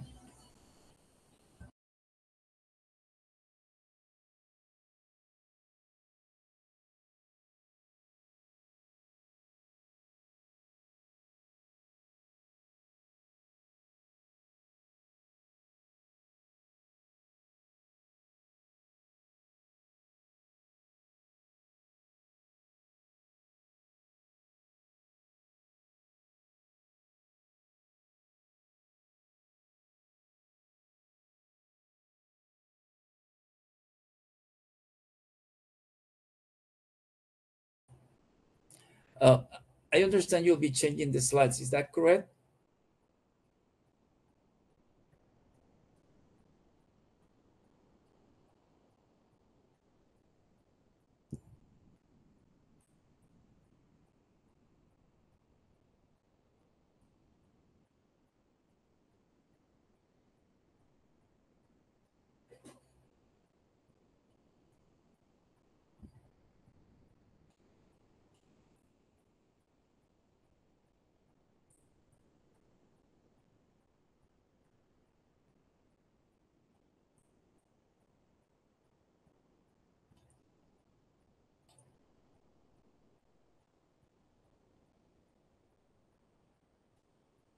All right, Dr. Santiago. Yes, sir. Would you like to control the presentation or? That would, if that's possible, that would be helpful so that we don't lose time asking you to change it. If that's Okay. possible. Hold on just a moment.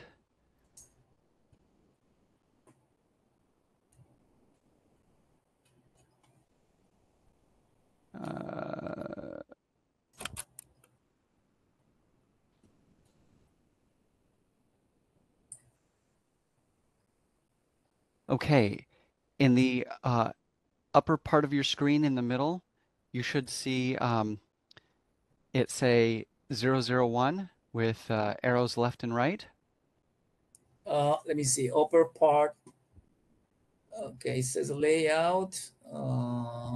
Probably close to where the DCA HQ1 return name is. Okay. Or my name. Right below the names at the top, you should see sharing item 7, and then it says, then you should see left and right arrows with the number 001 between them. I'm trying to, let me see.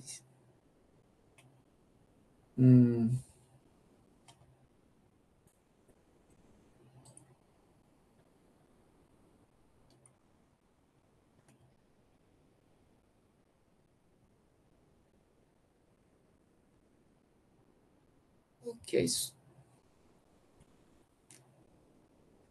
So I see DCA HQ, the names of the different people. You mean at the, so you said at the top? So right below the names, Yes. on the left-hand side, do you see it say sharing item 7?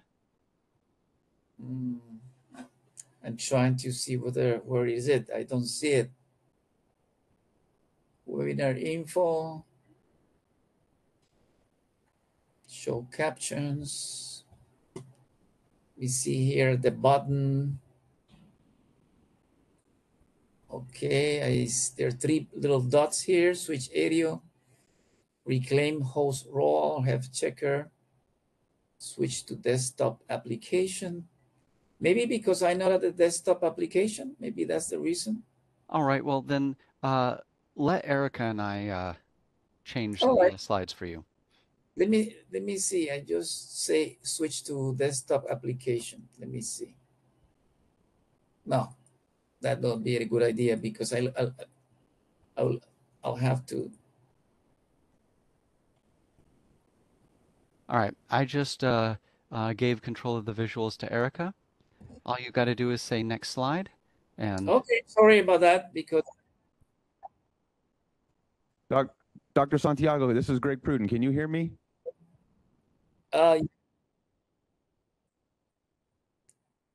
Yes, yes, I can.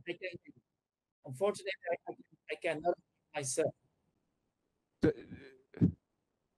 Dr. Santiago, this is Greg. Can you hear me? I can hear you. I muted. I can hear you. Can you hear me? No.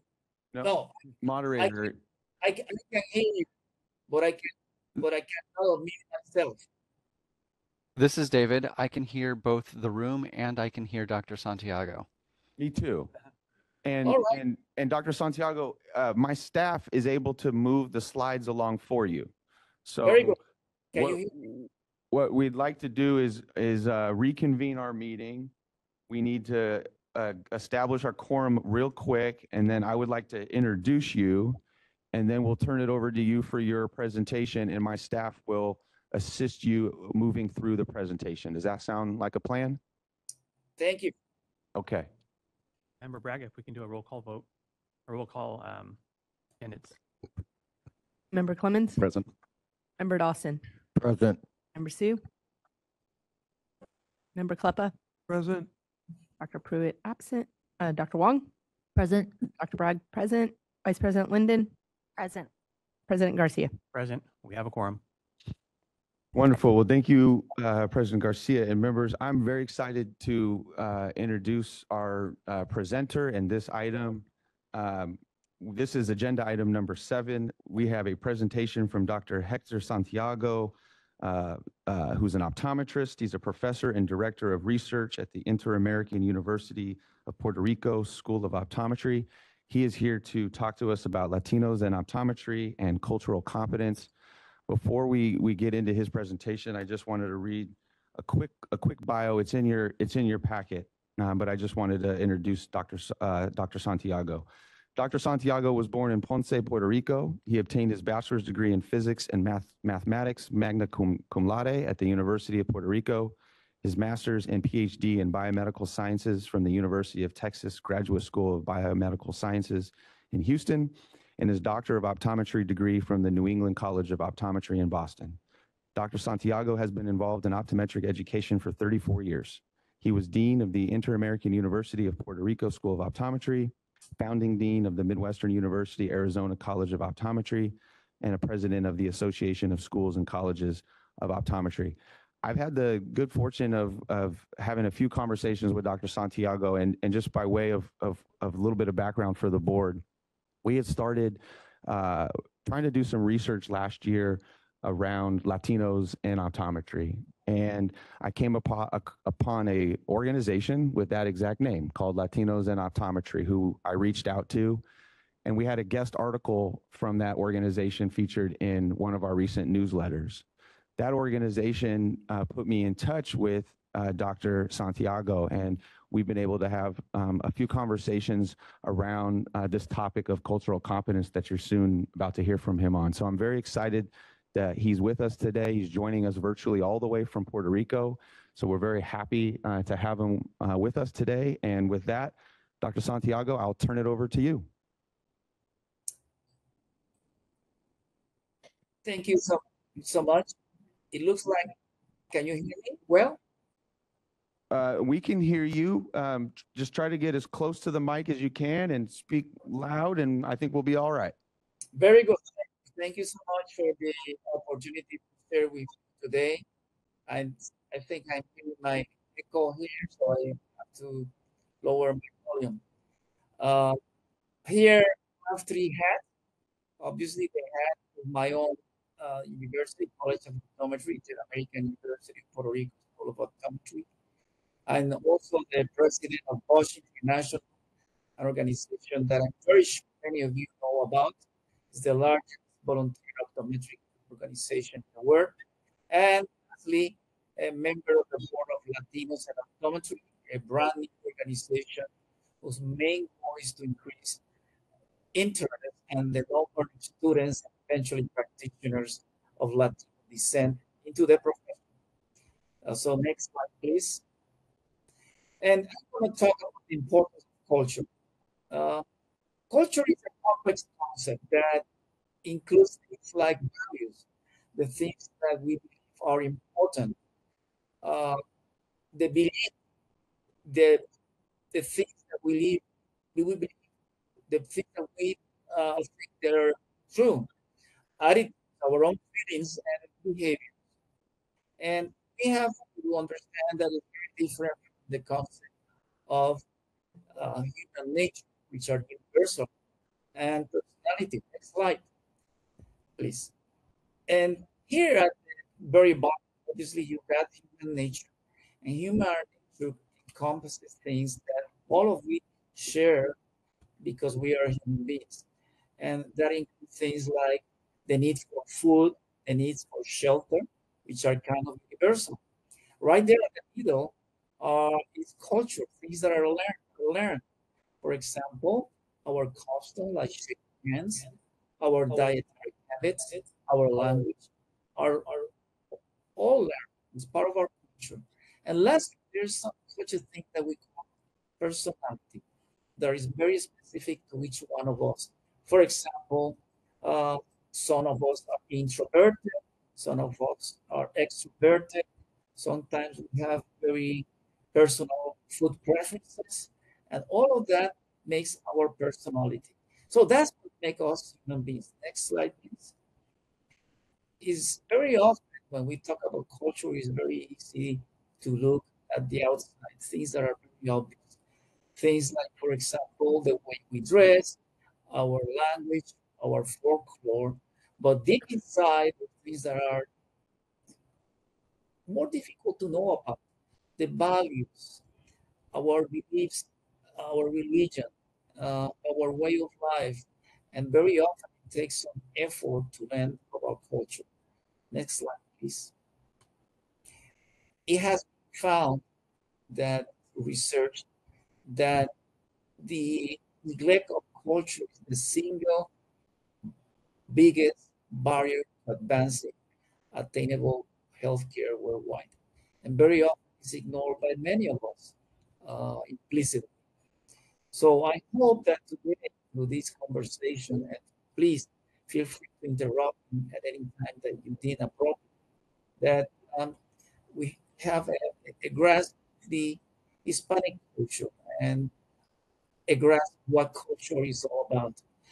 Why? Slide, because culture, next slide, please. Culture impacts the way we perceive symptoms. Sometimes we feel a little bit of pain and it can be multiplied or magnified by some of us. Sometimes pain is very implicit, like when you deal with the indigenous communities of American Indians. The decisions about when you're going to seek health care. Very often, if you live in a community where access to traditional healthcare is not available, you may depend on your neighbors, on your family members, on the pharmacist before you go to a doctor or before you go to the hospital.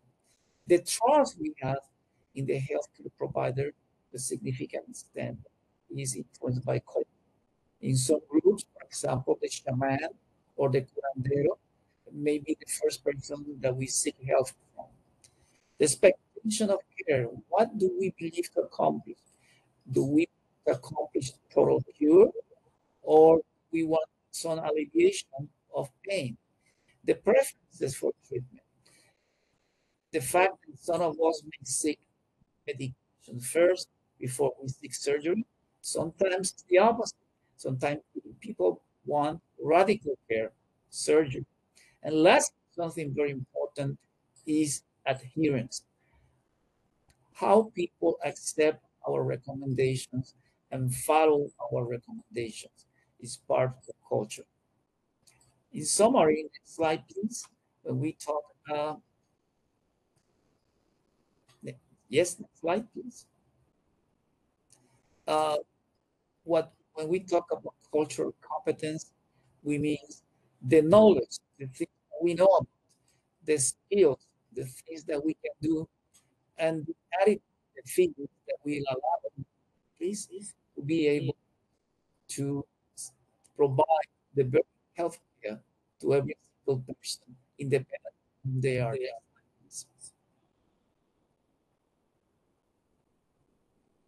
Yes, yes.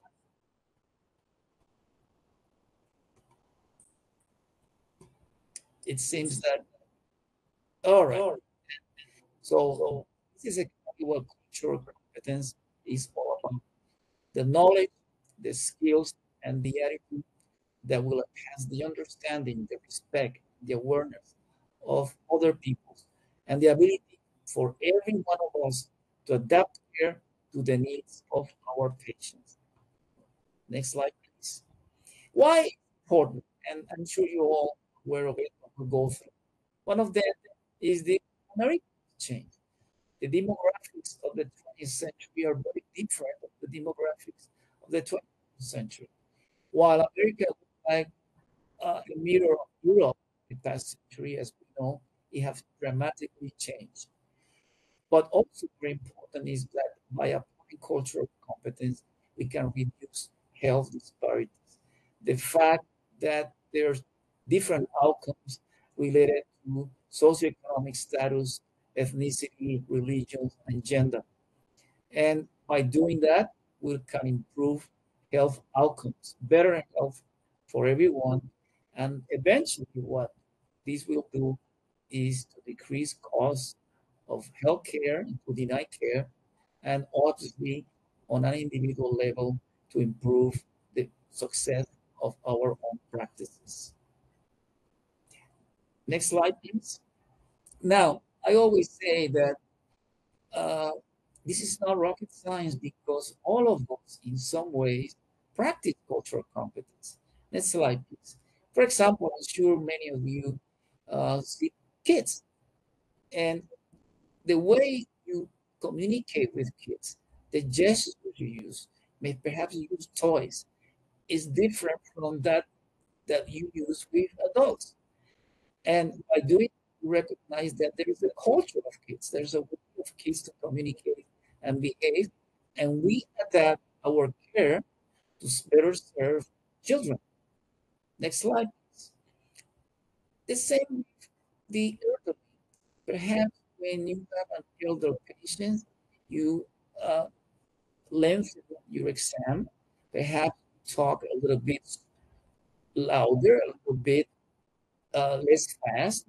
Perhaps the size of the print you use is bigger because you realize that there's special needs of your elderly patients. The same is like with people with special needs. Next slide, please. Like handicapped people. And perhaps in your office, you have a room, perhaps, with a bit bigger door that people can go through. Perhaps the height of the reception room or the desk is lower so that it can be accessed by people in wheelchairs. All of that, if you do that, obviously implies that you're already practicing cultural competence. Next slide, please. So, what is the role of culture in the clinical environment? Let's say you have this woman, and perhaps you have seen this woman in your offices. She's Rosa Sanchez. She's a woman that says she comes from Brownsville, Texas. And she comes to your office complaining of blurry distance vision. And as you see her, and as she talks, you say, it looks like Rosa, next slide, looks like she's Mexican American. Most likely she speaks Spanish. It's very likely she has a large supportive family. And this is a generalization, and all of us make generalizations, and that's okay. What you do, you find out whether your hypothesis is true. That's a generalization. On the other hand, next slide, if you see her, you say, another Hispanic patient. I know she speaks Spanish. She has a large supportive family. She must be Catholic. So you are already arriving to a conclusion about who Rosa is. That's a stereotype. And there is a big difference that you can see between generalizing, making hypotheses, and a stereotyping, foregone conclusions. Next slide, please. And the fact is that every one of us have, if you will, using an optometric metaphor, we have cultural eyeglasses through which we see other people. Next slide.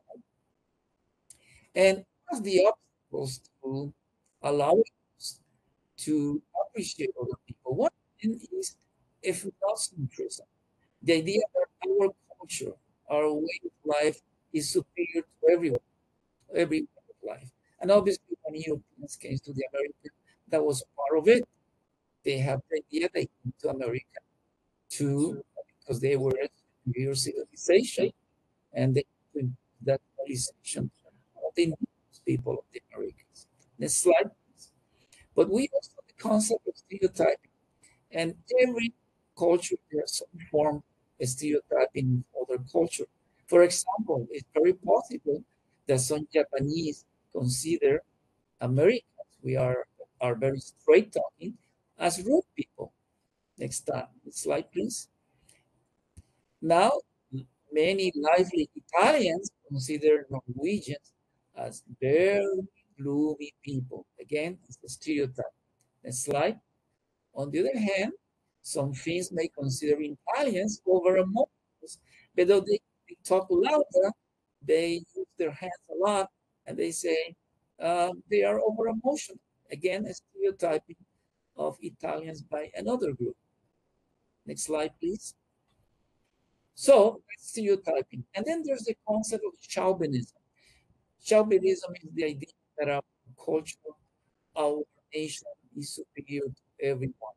For example, it may well be that some Spaniards think that they're ravens because they get bold, because they enjoy life, and they are passionate. Next slide, please. And some French may think that they are intellectually superior, that they're deeper and sophisticated because they have a values literature, values civilizations. Next slide, please. And some Germans may believe that they are the most consistent, methodic, efficient, punctual, and organized people in the world. Again, this is chauvinism. Next slide, please. So, one thing is that we have to examine our own perceptions, our stereotyping, our ethnocentrism, our chauvinism, so that when we have a patient in front of us, we should be willing to suspend our judgments in favor to learn who the person that is in front of me really is. That's the essence of cultural competence. Next slide, please. So, as I said, culture has all these components, the values, the things that we believe are important, the belief that everything is true, the attitudes, our feelings, and the behaviors.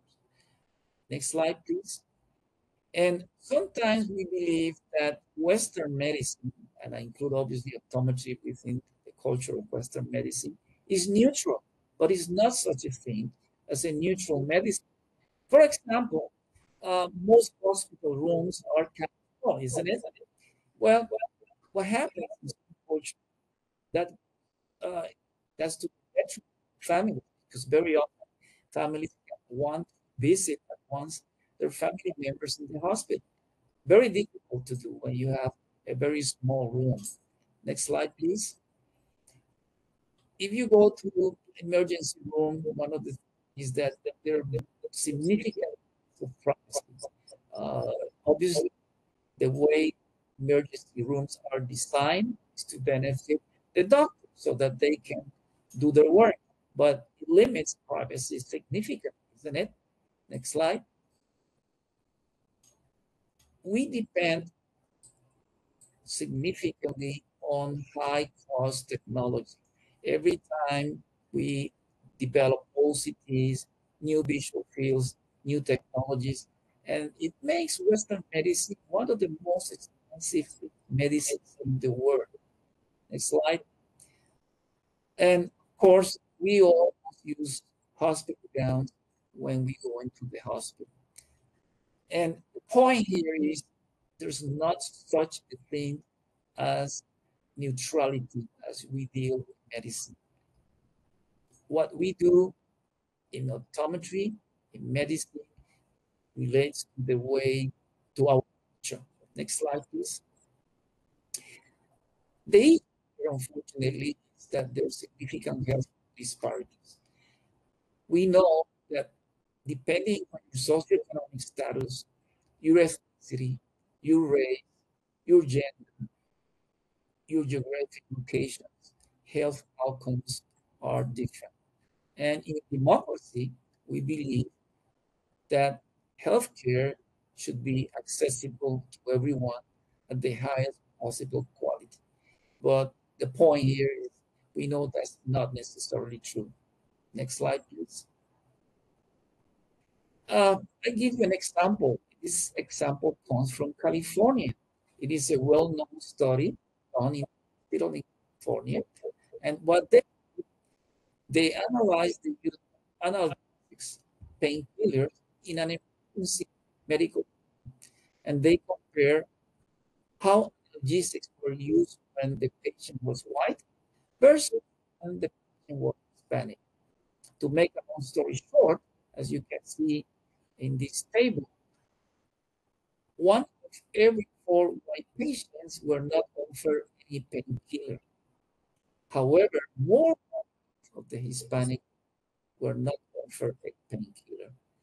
Obviously, same patients in terms, because this was long fractures. So the patients had exactly the same condition, yet doctors were treating Hispanic differently from white patients in this case. Next slide. So the question is why this occurs, and you can make all sorts of hypotheses. Perhaps Hispanic feel less pain, or perhaps the way we express pain is different from the typically a white people express pain, or perhaps physicians have a hard time recognizing pain from people who look different from them. And lastly, we could see being physician and staff bias. And it's true that has been found that the very best people in the world, we have implicit biases, and this is true in this case. Without knowing, without really trying, we treat people differently because we have our own implicit biases. Next slide, please. Now, I'm sure you all know that in the United States, we have health goals, and those health goals are related to an initiative by the Department of Health and Human Services called Healthy People 2030. Next slide, please. And among those those objectives, there are objectives related to eye care. And I invite you to look into those objectives because most of them relate to optometry, but let's take just this one. And for me, the image is kind of fuzzy.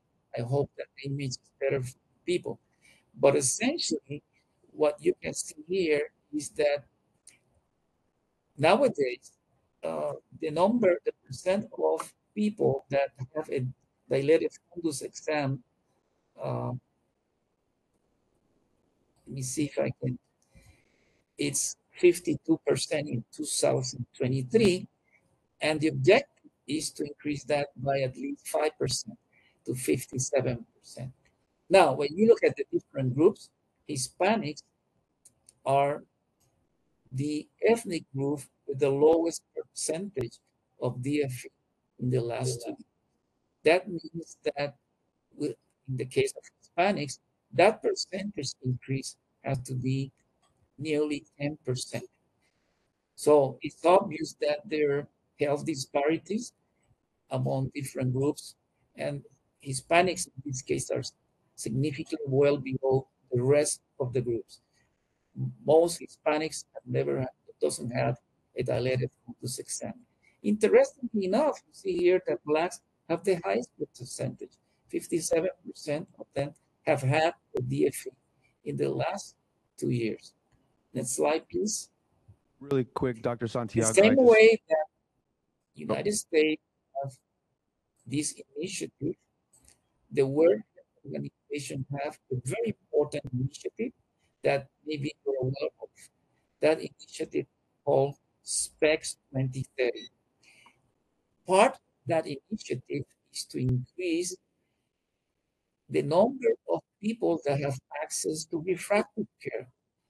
Globally, only 36% of all people in the world have access to refractive care. In other words, people who need less refractive care. And SPECS 2030, the objective is to increase that to 76% by 2030. That's an ambitious goal. And optometrists, we are part of the global community. We should be part and parcel of this initiative. Next slide, please.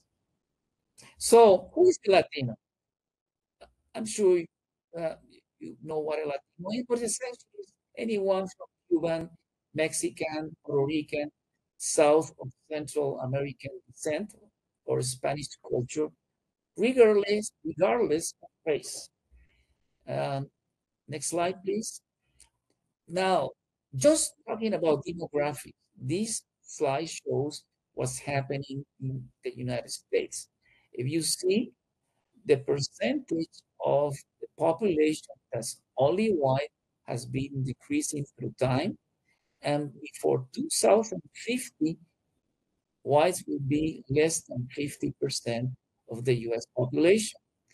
And you see down below, those 3 lines represent Asians, Hispanics, Blacks, all together by 2050 will be more than 50% of the US population.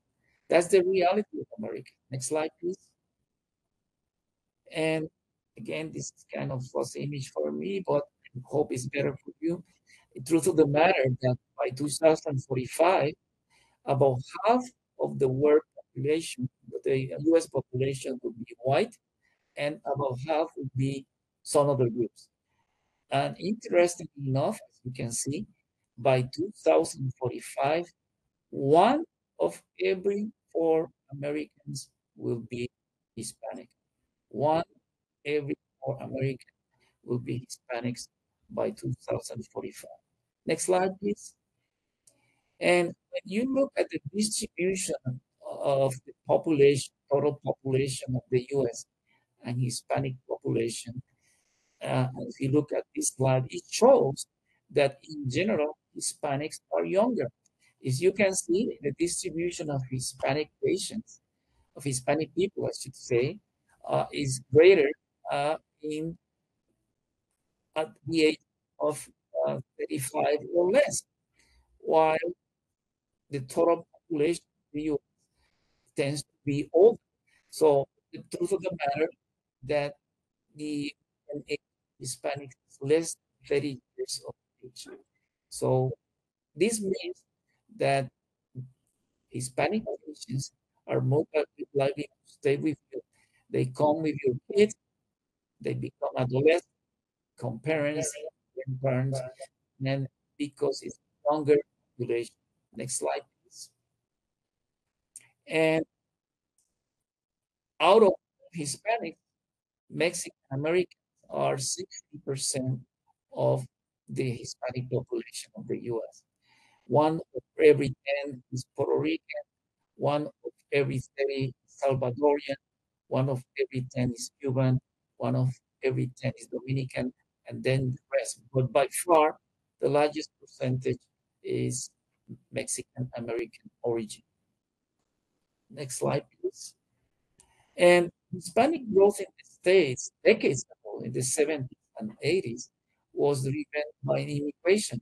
But that's no longer true. If you see this graph, most of the growth of the Hispanic population is with the US. US, the immigration numbers are extremely low right now. Next slide, please. And you all know that, for example, in New Mexico, about half of the population of that state it's Hispanic. Your own state is about 40%. The same in Texas. And then you have Florida, about one of every four Floridians is Hispanics. And you got the states like New Jersey, Illinois, and New York, a significant number of Hispanics. So no question that it's growing. And in this slide, you can see, next slide, please, that most Latinos are found in the west and south areas of the United States, right where you are. Next slide.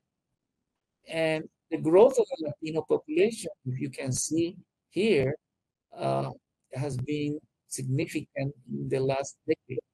If you see the overall change of the US population, this is just taking 2000 to 2006, the 6% of the US population was the overall growth of the US population, but the Hispanic population was 24%, 4 times as fast. Next slide. Now, the story, well, Latinos are the poor kids on the block, but that's changing significantly. The Hispanic buying power, billions, as you can see, by 2020 is $1.7 trillion. That's the buying power of Latinos.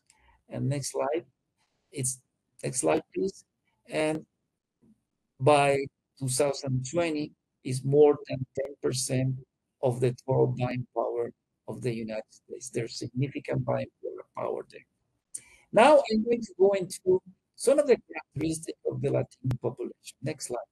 One to do with the of the, and you can imagine that there are types of culture. This is a broad category.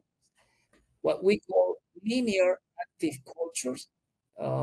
One task is done at a time. I could see You have a strict schedule there in your meeting. Time is considered gold. Punctuality is considered very important. Americans are part of linear active culture, the Germans and the Swiss. On the other hand, next slide, you have, and obviously in a linear active culture, you have a past, you have a present, and you have a future. And for every single day, you have uh, tasks that have been well defined in terms of time, and you plan for the future, for next month, for the next month. That's very typical of linear agriculture. On the other hand, next slide, we have what we call multi-active culture. And in multi-active culture, there's a lot of multitasking. People try to do several tasks simultaneously. But something that is very important, rather than following a strict schedule within this culture, human relations, human transactions are considered more important. Which groups are multi-active culture? Hispanics, the French, the Spanish, and the Italian. Next slide. So in a multi-active culture, in theory, you have to schedule much like you have in a linear active culture. But as you see at the bottom, what very often happens, if somebody makes an appointment, instead of arriving at 9 a.m., they arrive a little bit late. And then everything runs late. And if you are, for example, doing business and you are running late, perhaps your next appointment is done while you're having lunch. And perhaps the very last meeting you have at the end of the day is, well, go to the bar and have drinks and we do business. In other words, here, appointments are not very strict, but follow more what happens. What has happened has transpired during the day in that relation. So next slide. If let's say you have somebody like a German businessman doing business with a businessman in Spain, let's say both of them arrive to a decision about doing business, and they say, well, June the 9th will be the delivery day, and that was heard by the Spanish. But the Spanish say, well, this person is my friend, and I'll do my best for June the 9th. But because we are long-time friends, but if it's a delay a little bit, it won't be really matter. It won't be that important. And a lot of misunderstanding can occur because of the different point of view among the cultures. So you can see here why times people from a multi-linear culture, multi culture may have problems with dealing with somebody with a linear culture, right? Next slide, please. This with the concept of space. In general, Latinos or Spanish feel comfortable being closer. So very often our interactions tend to occur close, like 80 centimeters, while other cultures may not feel that comfortable being that close, for example, to the patient. Uh, we are very tactile, so is hugging. We do a lot of hugging. We do a lot of touching. It is acceptable. Women to greet each other with a kiss on the cheek, men shakes hands, and warm on the back. Is very common in both. It may not necessarily be true of other cultures, but this is important because if you're a doctor and you typically sit far from the patient, Latino patient, he may perceive you as a good person. Say, what's going on? So free, move closer to your Latino patient. Next slide, please. And it's funny because years ago I was watching people in the back in Puerto Rico, and I live in the States, and when people wait in the line, they have a very straight line, normal line, but a Latino line look like a zigzag. And the reason is most of the time people spend time talking to each other, interacting with each other while they work. So the Latino line will be very different from the typical line that you find in the Americas. And sometimes banks draw a line right there on the floor to make sure people follow the line. Next slide, please. Then there's concept of giving. When in Anglo culture, mainstream American culture, you respect when you talk to a person. You look directly into the eye. You may see that Hispanics may avoid direct gaze, especially elderly. It doesn't mean that the patient is not paying attention to you. It's typically a way we interact with people of authority. Obviously, optometrists are people of authority. They're healthcare providers. Direct continuous gaze on people of different genders may have romantic connotation. So for Hispanics, direct may have a different connotation than for most Americans. We do love gay things. That doesn't mean that we are not interested. It doesn't mean that we are not paying attention. It's part of the way we interact. We're gays. See how it defines that interaction. Next slide.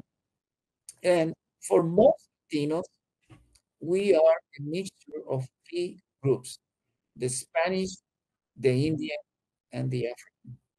Next slide. And I don't know what you want to see there. When I mentioned this to other people, one day, a couple of years ago, I said, gee, I keep telling people that Latinos are a mix of the European, a mix of the African and indigenous. So should do a DNA. And this is my DNA. And essentially, it shows that I about 70% European, Spain and Portugal. But as you can see, I am 18% Indian, indigenous. In Puerto Rico, we have the Taino Indians. We no longer have Indians in Puerto Rico, but it's embedded in our DNA. And the same, see, that have 6 to 7% African ancestry. And he said, this is not necessarily true of every Latino, but for a significant number of us, we're a mix of these three different groups. Next slide, please. One of the things that is important, because you'll see practices that dates back to several centuries ago, that traditional Hispanic medicine is based on the concept of whole and cold theory of illness. Hot means vasodilation and a high metabolic rate. Cold means vasoconstriction and low metabolic rate. All this applies to traditional Latino culture. Next slide. Well, a disease, a condition such as diabetes is considered a hot illness and is treated with cold remedies. And savia, aloe vera, is used a lot in traditional Latino medicine because you're treating a hot disease with a cold remedy. On the other hand, if you have upper respiratory tract infection, which is considered to be a cold illness, you treat it with echinacea, that is considered a remedy. And this is part and parcel of traditional Latino medicine. Next slide, please. And for many of you, probably, people who live in Southwest US, California, Texas, Arizona, you have two traditional healing practices. One is the mixture of the Indian and Catholic tradition, and that's called curanderismo. And there's the mixture of the African and Catholic tradition, that's called santeria. I mention this because you may well see in California, those of you see significant number of Hispanic patients, You may well be aware that many of them practice curanderismo. Next slide. And curanderismo is a Mexican American traditional medicine, very common in Mexico, very common in Southwest US, in Texas, in California. Next slide. And they have what we call folk illnesses, fallen fontanel, pacho, susto, and I know that I'm running a little bit late. Next slide. And for example, next slide. And some people like Avila, she is a nurse. She used a combination of traditional medicine and conventional medicine. And what she says is when you see a patient in conventional medicine, the body goes to the hospital, the mind goes to the psychiatrist, and the spirit and to the church. In Curatismo, the healing takes place under 1 month. Next slide, please. And have these types of practitioners that be in curanderismo, the curandero, which is a healer that uses herbs, counseling, amulet, ritual. You have the partera, the midwife, and then in between you got the yerbero, which uses herbs, the sobadora that practices massage, and so you got here different types of healers based on the curanderismo tradition. Next slide, please. So the point here is when you have Hispanic patients, make sure you inquire whether they are practicing curanderismo because they may use herbs that may speed or may interfere with your treatment and only to allow the patient to express freely their own practices may know about it. Next slide, please. Let's talk about Santeria. Santeria is a tradition that comes from Africa, obviously of slavery. And next slide. And from Africa, it spread out through the Americas. And obviously, whenever you had slaves, you have different groups practicing Santeria. Next slide, please. And in Santeria, you have the gods. But interestingly enough, when the Spanish conquered the Americas, they subdued many of the and they wanted them to become Christians. And what they wanted is to have veneration of the saints. And a way slaves got away with their own religious practices was that they associated their own gods and goddesses to a Catholic saint. For example, Santa Barbara, which is the saint in the Catholic tradition, was associated with God, which is the God of war Almighty. Next slide, please. And you can see that some Latino communities that they practice the Catholic traditions that you see at the left. You may also see people, little figurines, which are represent the gods and goddesses of their own tradition. Next slide, please. And they have their own songs, they have their own way of healings. Next slide. And in some cities, you can see these stores called botanicas, where they sell candles, herbs, prayer books, following the Santeria tradition. Most likely in California, you don't have much of the Santeria tradition, while in Florida, you may have more of that. Next slide, please. Hispanic Americans. Let's talk briefly about the cultural values of Hispanics. Next slide. First one is respeto. Respeto is the difference that people deserve because of age, because of socioeconomic status, because of education.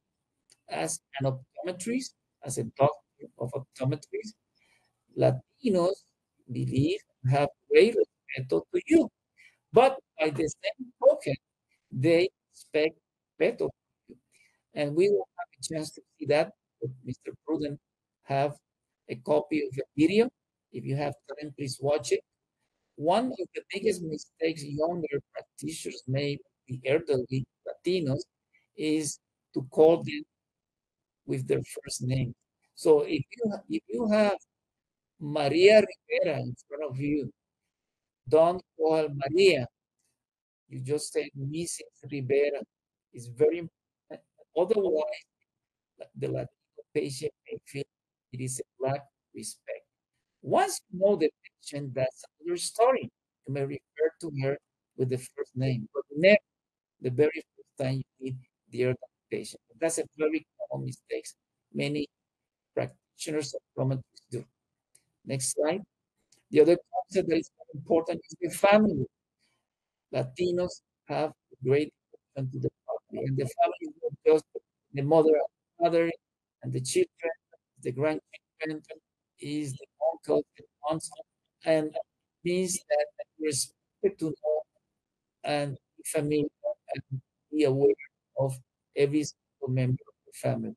What this entails the optometry office is that many patients will come with members of the family. Very rarely, Latino patient will come alone, especially elderly. They may come with their son, the daughter, or the grandson or the granddaughter. And one of the things that you should be aware of very often patients, one that member inside the exam room, and you should allow those family members inside the exam room. One of the things, especially those of you who care Latino patients, is perhaps the reception room should be large enough so that they can go into your office. And the next concept, next please, next slide is perfectionism.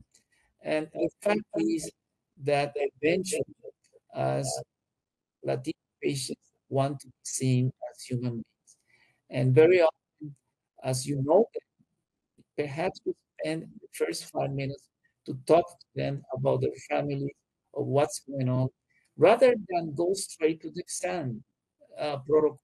They like the fact that they develop a personal relationship with the doctors.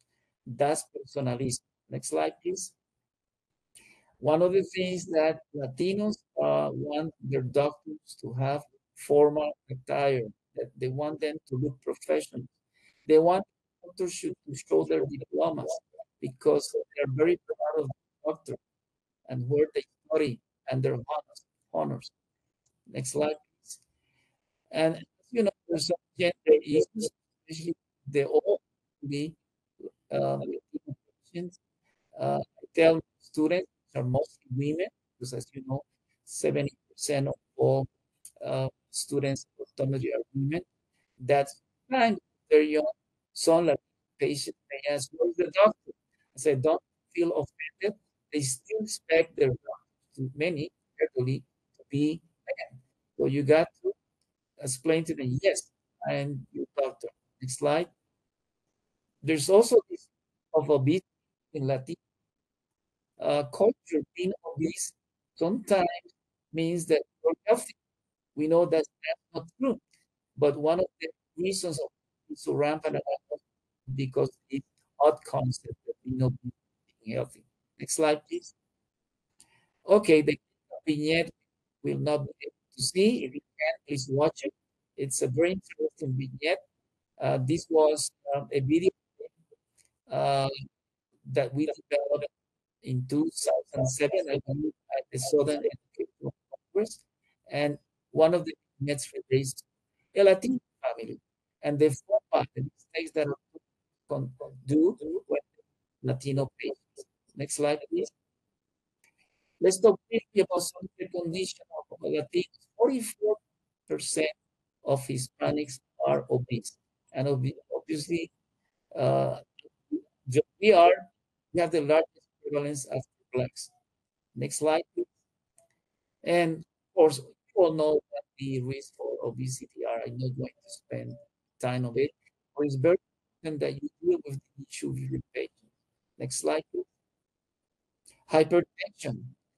Again, blacks will have the highest prevalence of hypertension. 44% of all are hypertensive. and I'm sure you take blood pressure in office. Very important that you do. Next slide, please.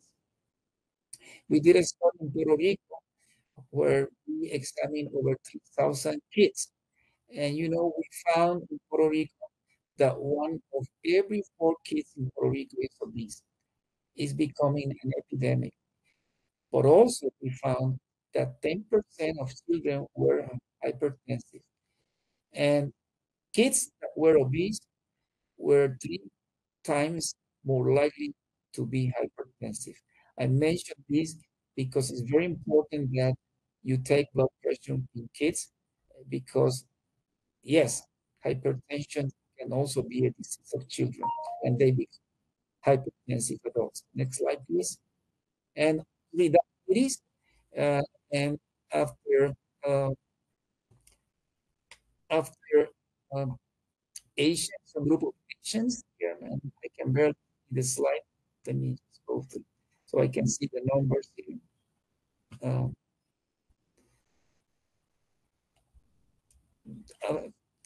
The Hawaiians and Pacific Islanders have the highest prevalence of diabetes, almost 28%. But we are second, 22% of all Latinos are diabetic. It's very important to do DFE on Latino patients because they may be diabetic and don't know about it because of the high prevalence. Next slide.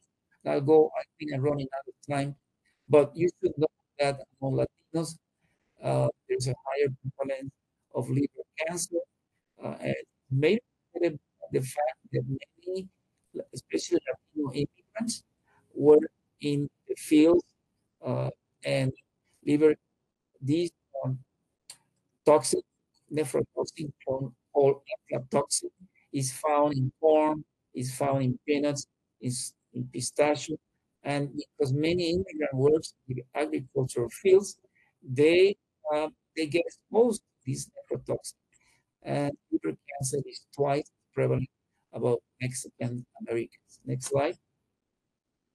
Stomach cancer, again, twice likely among Mexican Americans, and related to intake of salted smoked food.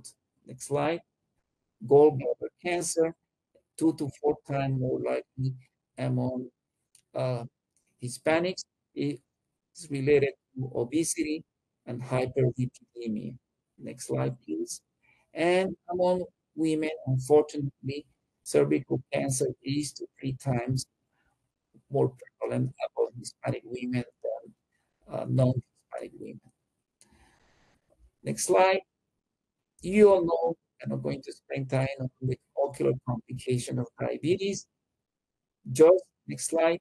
It's very important that we DFE our Hispanic patients, and because they're more likely to have some diabetic retinopathy or slight macular edema. Next slide, please.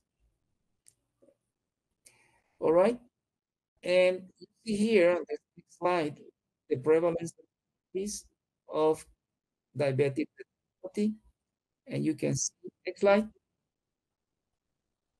37% of Hispanics that are diabetic have diabetic retinopathy. We have the highest risk of diabetic retinopathy of any other group. Next slide. Cataracts associated with diabetic retinopathy. Next slide. Neovascular glaucoma. Next slide. I'm sorry, because I know your time is constrained. You can keep going. Is not a frequent condition, but is more prevalent among certain groups, including American Indians and Hispanics. Next slide. Dr. Santiago, real quick, can you hear me? You may have seen this. If you have circulation syndromes, you may see these rings. Again, we have little time. Next slide. Macular degeneration obviously is a condition more likely among whites, but don't forget, yes, that Hispanics also may have dry macular degeneration. So after we have the third largest prevalence of macular degeneration. Next slide. This syndrome is kind of rare, but it tends to be more prevalent on Hispanics. But Kurenagi-Harada syndrome is a form of uveitis to be treated with steroids. It may cause retinal detachment. Next slide, please. Okay, and see here a patient with that condition. You can see they did. Next slide, please. Pingueculas, next slide. Pterygia are a lot more prevalent among us, and obviously UV radiation is the main culprit. In the Caribbean, let's say the Dominican Republic, if we go there, almost 40% of all people have pterygia. It's very common. And of course, it's related to some radiation, UV radiation, but there's also a component. For example, studies done in Boston, Massachusetts, they have found Latino population also have higher prevalence of pingueculus and pterygia. Next slide, please. What are the challenges for Latinos? One of them is that almost 1/3 of all Latinos do not have health insurance. This is changing very rapidly, but still we have the group that are more likely to lack primary health insurance. Next slide. By the same token, about 1/3 of all Hispanics do not have a primary care provider. Next slide. So one important challenge is language. And California, obviously, you have 40% of your population Latino. Many probably are perfectly fluent in English, some may not. And things that you can do is to learn Spanish, but besides that, you can hire bilingual staff. You can use Spanish, English brochures. The AOA has brochures in Spanish of many conditions. Next slide. And if you use interpreters, please avoid children. Children are not good interpreters. And if you use an interpreter, it could be somebody in your office, make sure to tell them that they should not add or omit what is being said. If the patient says, I have pain in my eye, they should say, I have pain in my eye, all right? And as a doctor, even if you have an interpreter, you always talk to the patient, not to the interpreter. And that this issue of interpretation can take just a whole session in discussion. But if you use interpreter, use short sentences, a moderate pace, one question at a time. And again, if you can, avoid children at all costs. Next slide, please. Unfortunately, only 5% of all optometry students are Latinos. And that's one reason we have Latinos in optometry, because there's a dire need of more Latino students so that we can have more Latino doctors. And that's, again, obviously is something that we hope to achieve by the next decade, but we have a long way to go. Next slide. Success with the Hispanic patients. Next slide. Show respeto. Always address Latino patients with the title and family name. Señor Rodriguez, not Maria, not Pedro. And always speak to the patient, even if using an interpreter. Next slide. Next slide, please. Show personalismo. Shake hands. Sit closer. Lean forward. You can be friendly, not too informal, but one thing that is very important, show that you are genuinely concerned about them. Spend a few minutes asking about themselves, about their families. Next slide. Involve the family. Very often, If a patient comes with family members, and for example, you have a patient that has glaucoma, involve the other family member in the treatment of the patient. Train the patient, but also train the other family member in administering the glaucoma drugs. Very often, most Latinos want the family members to be involved in their health care and their eye care. Next slide, please. And remember, many of your patients may be using herbs, may be consulting with curanderos. Don't be confrontational about this issue. Ask them, what do you believe is going on? What is the explanation? Work along the patient, not against the culture, the beliefs and practices of the patient. Next slide. Next slide.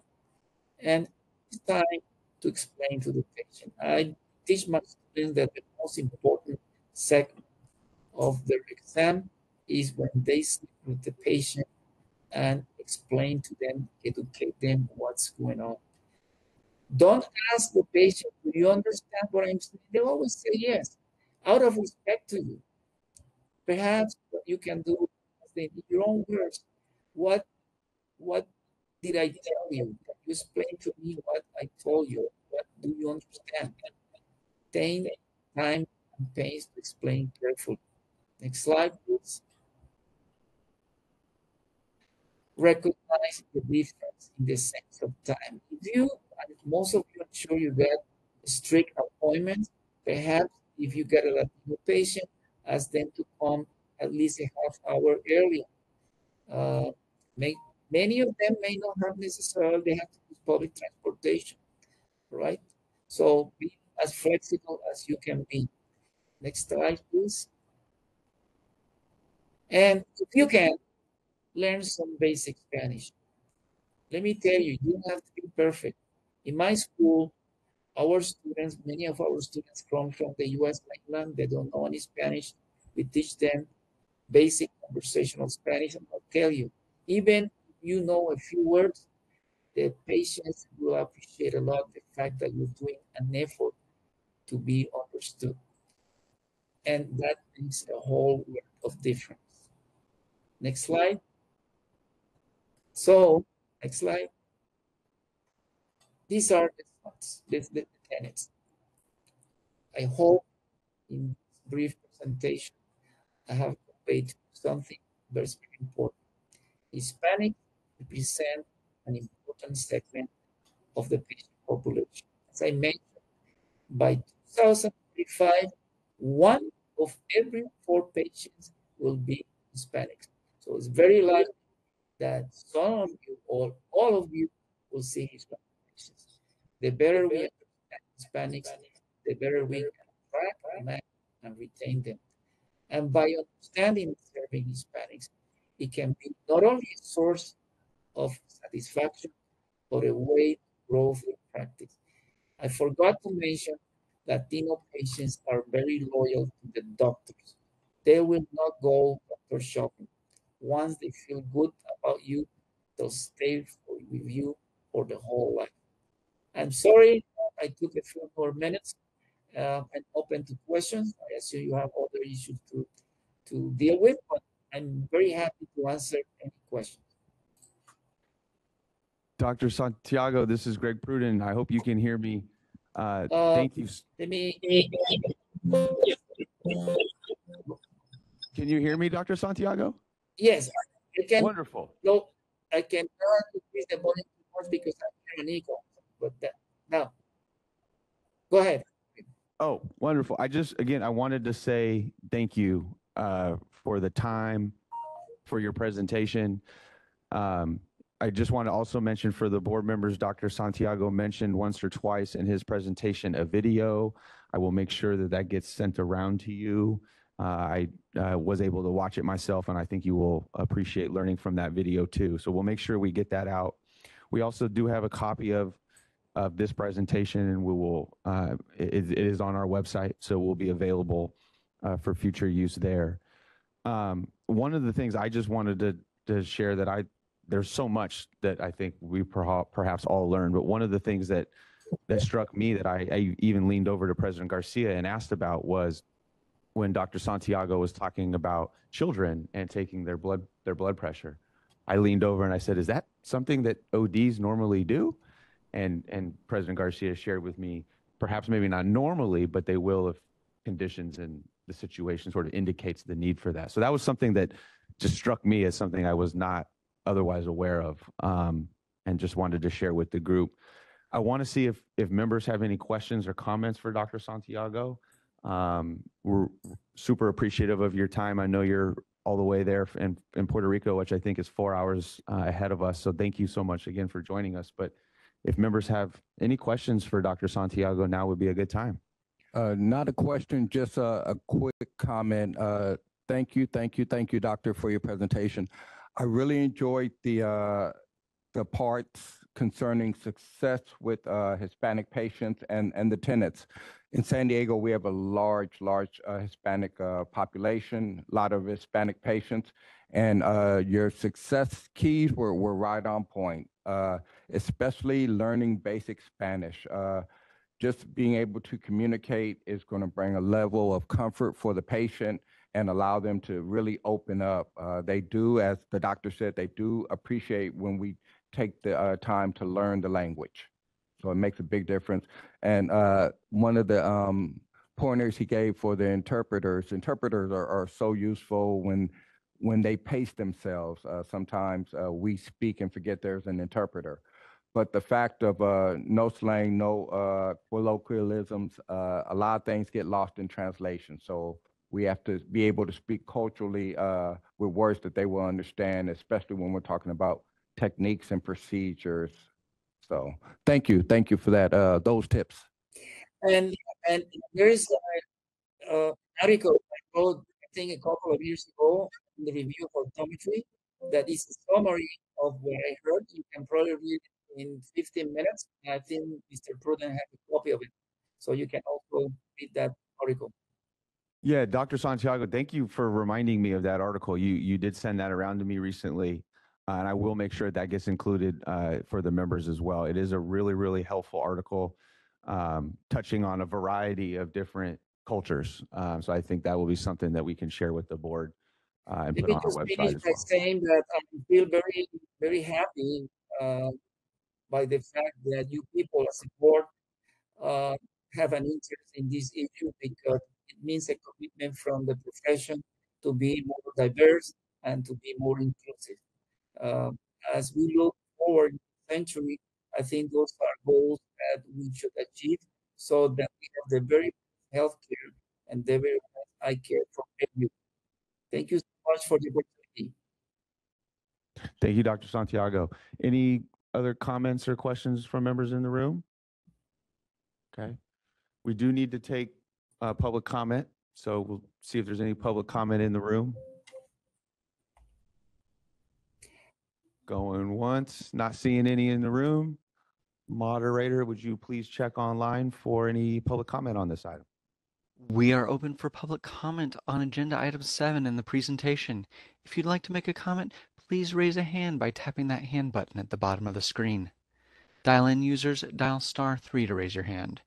And as a reminder to our mobile device users, you may need to click the ellipses button, that's the ...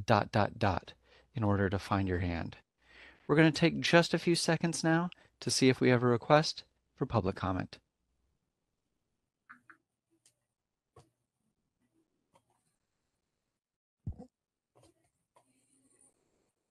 Seeing no request, do you wish to continue with the agenda? Yes, moderator, I think we can accomplish one more item before we take our lunch break.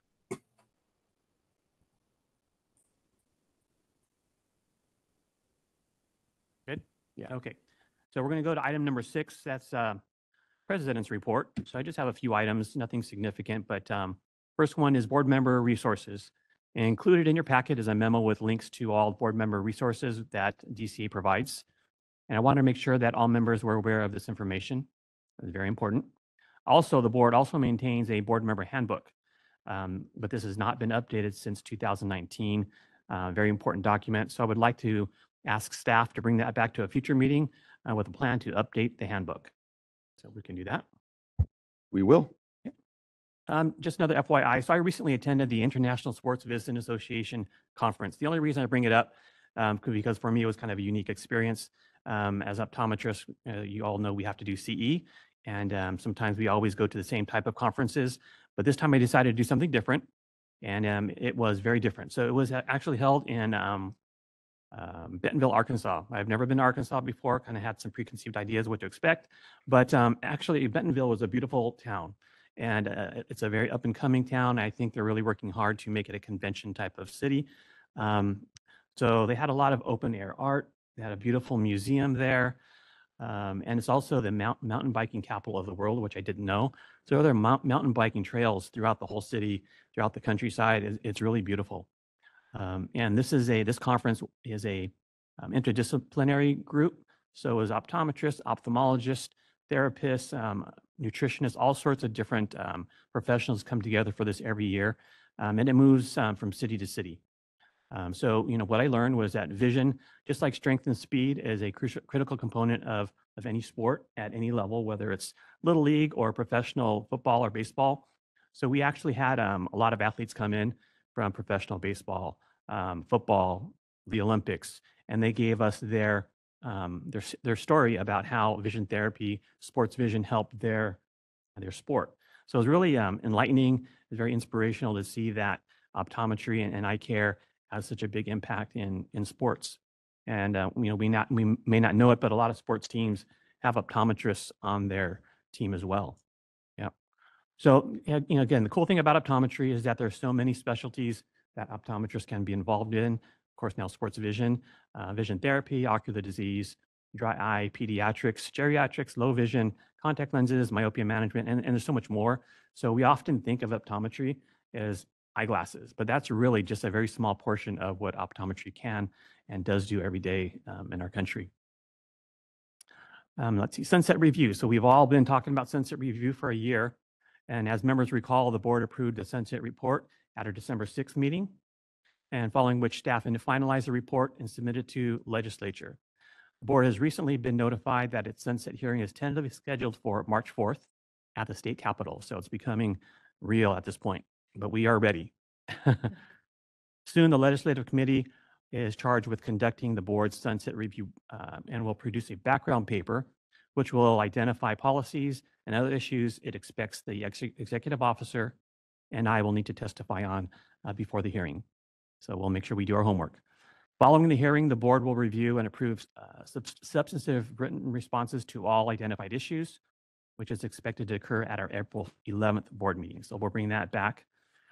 So I will work closely with our EO, Mr. Pruden, our vice president, and board counsel during this process, and the board collectively will also consider and vote on the bill during future meetings. So everyone here will be very informed. Thank you, board members, also for attending yesterday's Sac City Optician Program Tour. I apologize for missing it, but I saw the picture and it looks like 6 members were actually there. And I'm sure it was a great learning experience, especially since opticianry is within our scope here. That's all I have. If anyone has any questions or comments on any of my comments. Comments on the sunset? Any comments on the sunset sort of process from here? Any board members want to talk about or share any highlights or experiences from yesterday's tour? I just wanted to mention we actually had a member of the public there, which was a fun surprise. We did. But it was a good tour. Yeah. I'm hopeful we can do more things like that. I know we've talked about taking the show on the road, taking a board meeting to a location that's still in progress and being worked on. But was really excited that we could do that tour yesterday. We put the picture up on our social media and trying to stay active and doing that type of outreach. I think as the board members learned yesterday, there's not a lot of community college programs that are involved in that space, and so it's exciting to see one here local in town, and to share with President Garcia and other members that weren't able to attend. We are looking forward to going back and giving more of like a licensing board type presentation to the students. This program is trying to set them up for success for the ABO And then, of course, the next step for us would be seeing those applications for registration as a spectacle lens dispenser. So we'd love to get back in front of that group and walk them through what that application and process looks like with our board. So we will be working with Sac City and Lorraine Champlain, who was the professor of that program, to get that set up. But really, again, just want to say thank you to Sac City for hosting us. It was a wonderful time. And glad that we could all make that happen. Cool. Is there any public comment for those in the audience? Okay.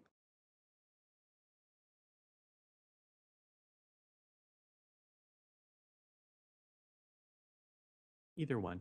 Just tap that there's a little button at the bottom, and when it turns on green, there you'll be live. Okay, you can hear me? Yes.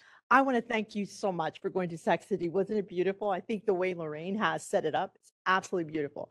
Also want you to consider that San Diego City College is going to build something very similar. I've got a training center in Ventura County. LACC is also has something already established.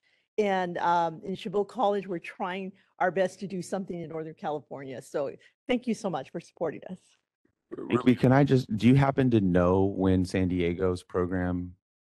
We're estimating by fall of this year or spring of next year, but it's going to be beautiful. They're even setting, and you go to my training center too, they're setting up a place for giving exams. So I'd like for you to see all the instruments, and I'm excited to tell you that we've got excellent doctors we hired, excellent, who are promoting how our students could become optometrists. I can't tell you all the secrets yet. Okay. Well, I know we have a few members that will be really excited to see the equipment and maybe interact with it. Yes. Thank you. Thank you. Are there any comments for those that are online? We are open for public comment on agenda item 6. If you'd like to make a comment, please raise a hand by tapping that hand button at the bottom of the screen.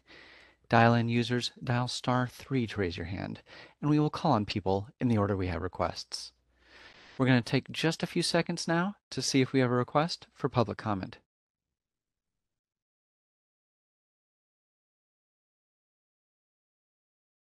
Was that? I didn't hear him. We're good? Okay. Seeing no request for public comment, do you wish to continue? Yes, please. I think we can go ahead and maybe take care of one more item as we're waiting for lunch to return in the room. I don't think this item will take very long. This is item 8. It's discussion and possible action to initiate a rulemaking to adopt Title 16, California Code of Regulations, Article 7, Section 1399.273, and opticianry disciplinary guidelines incorporated by reference. I would like to actually table this item and not consider it at today's meeting. While you have in your packet what appears to be a fully completed and prepared proposal, in the intervening time since that was put together and published, I have discovered that we need to actually take this back and do a little bit more work on it. So it's not ready for consideration today. And if members are okay with proceeding in that way, I'd like to just table this and bring it back at the April meeting would be our intention. I don't think we need a motion for that. But that's, I'm happy to take any questions if members have any as well. No? Seeing none. 1 hour break. I think at this point, if there's no comments on item 8, we can table it for the next meeting. I know we're still waiting for lunch to come back in the room, but we can begin our hour lunch. And well, we still have to take public comment. Thank you, Vice President Linden. So we'll take public comment in the room and online, and then I think we'll be ready maybe to take our lunch break. So we'll start with any public comment in the room for item 8. Seeing none, moderator. We are open for public comment on agenda item 8. If you'd like to make a comment, please raise a hand by tapping that hand button at the bottom of the screen. Dial-in users, dial *3 to raise your hand, and we will call on people in the order we have requests. We're going to take just a few seconds now to see if we have a request for public comment.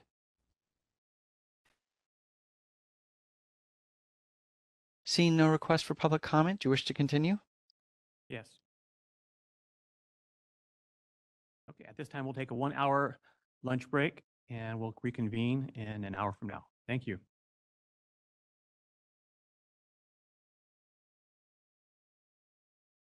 Okay, Member Bragg, if we can have a roll call to establish our quorum. Member Clemens, Present. Member Dawson, Present. Member Sue, Present. Member Kleppa, Present. Dr. Pruitt, absent. Dr. Wong, Dr. Bragg, present. Vice President Linden, Present. President Garcia. Present. We have a quorum. We can begin. We're going to come back to action item or item number 9, discussion and possible action on Executive Officer's Report. EO Pruden, the floor is yours. Thank you, President Garcia and members. Agenda item 9A, we're going to start with the Executive Officer's Report program update. First item within this memo has to do with our staffing update. We presently have 2 vacancies on the enforcement side that we are recruiting for.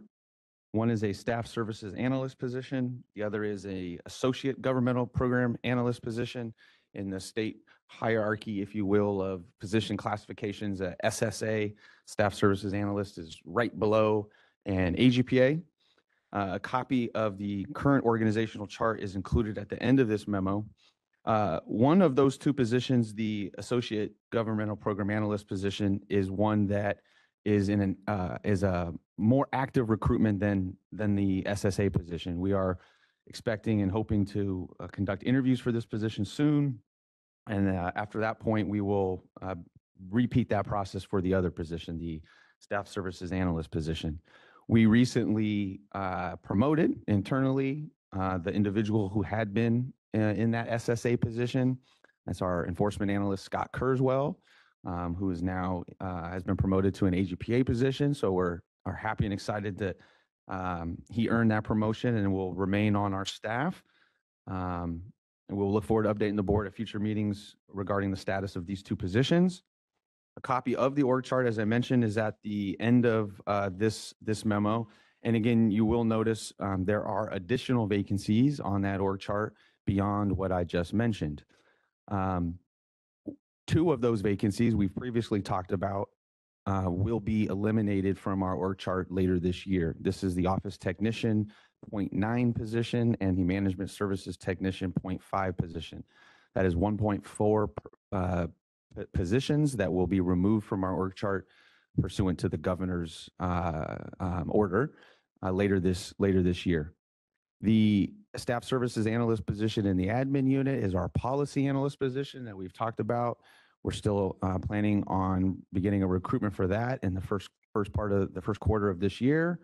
And then you also have a vacancy on the licensing unit and an additional vacancy in the enforcement unit. Those are 2 vacancies that we will keep as vacancies and have no plans to fill at the moment. The next item within board items has to do with our lease. I'm happy to report that we have renewed our lease for a new 7-year term at our existing location, 2450 Del Paso Road, Suite 105, located here in Sacramento. Our original lease was valid until 2027, but we entered soft terms in the fall of 23, which enabled us to renegotiate. Department of General Services, it's another state department, handles all the real estate asset management for state entities, including our board. Led the charge on this negotiation. DCA was included as well as myself, and I'm happy to report that our new lease saves the board almost $700 a month just in year 1. We won't, under our new rent schedule, we will not pay what we were paying in December for about 3 or 4 more years into this new term. So it's a pretty good deal, I believe.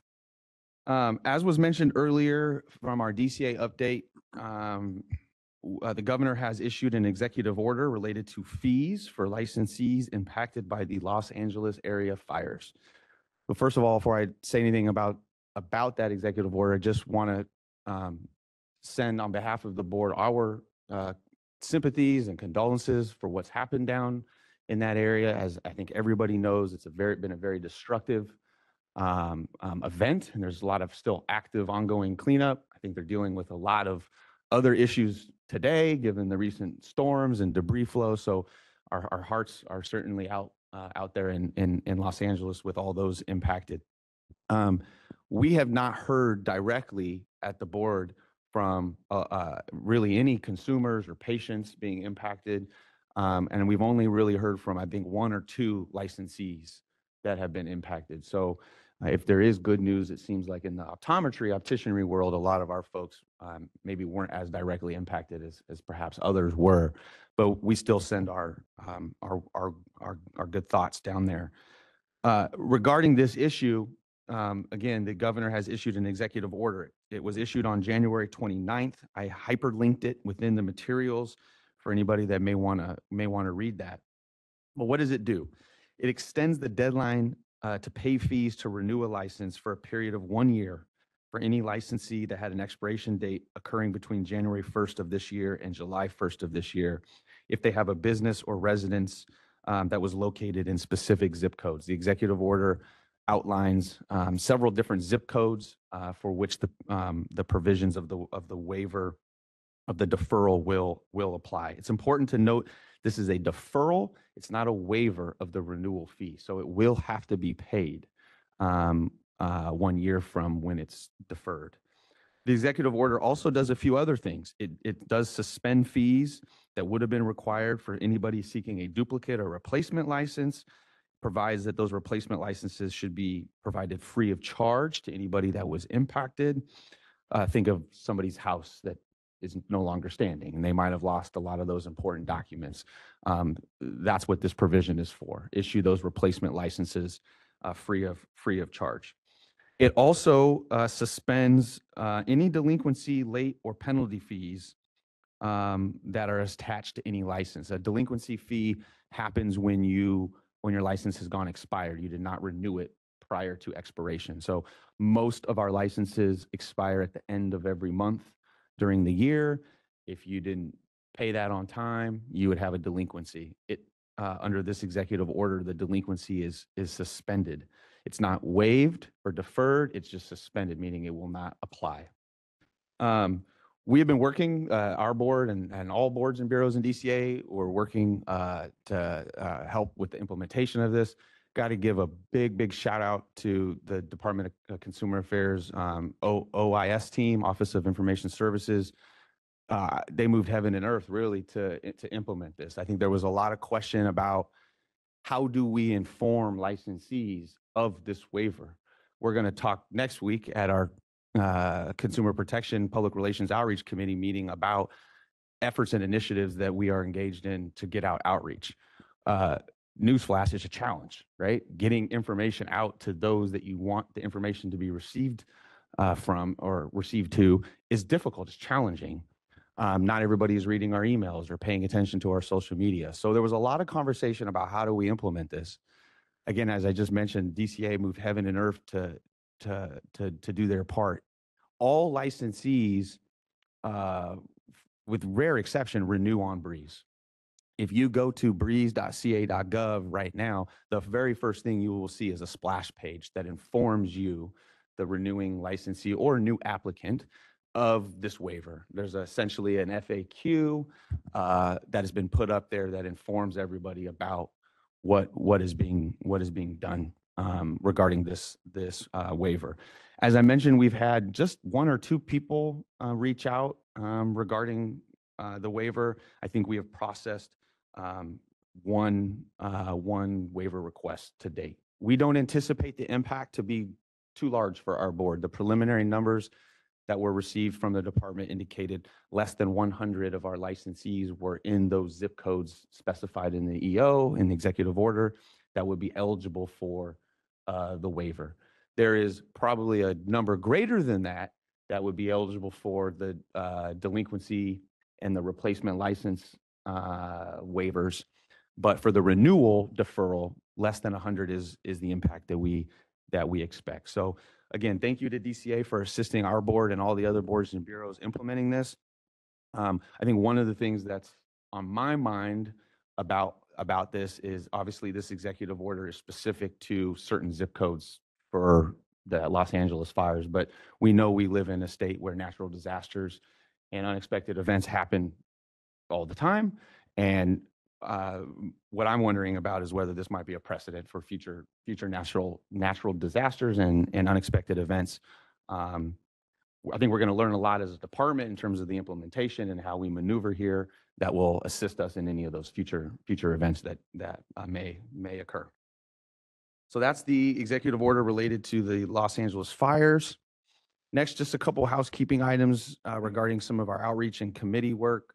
Our Practice and Education Committee met on December 9th last year, approved several new course offerings. We're working on updating the website with those new CE courses.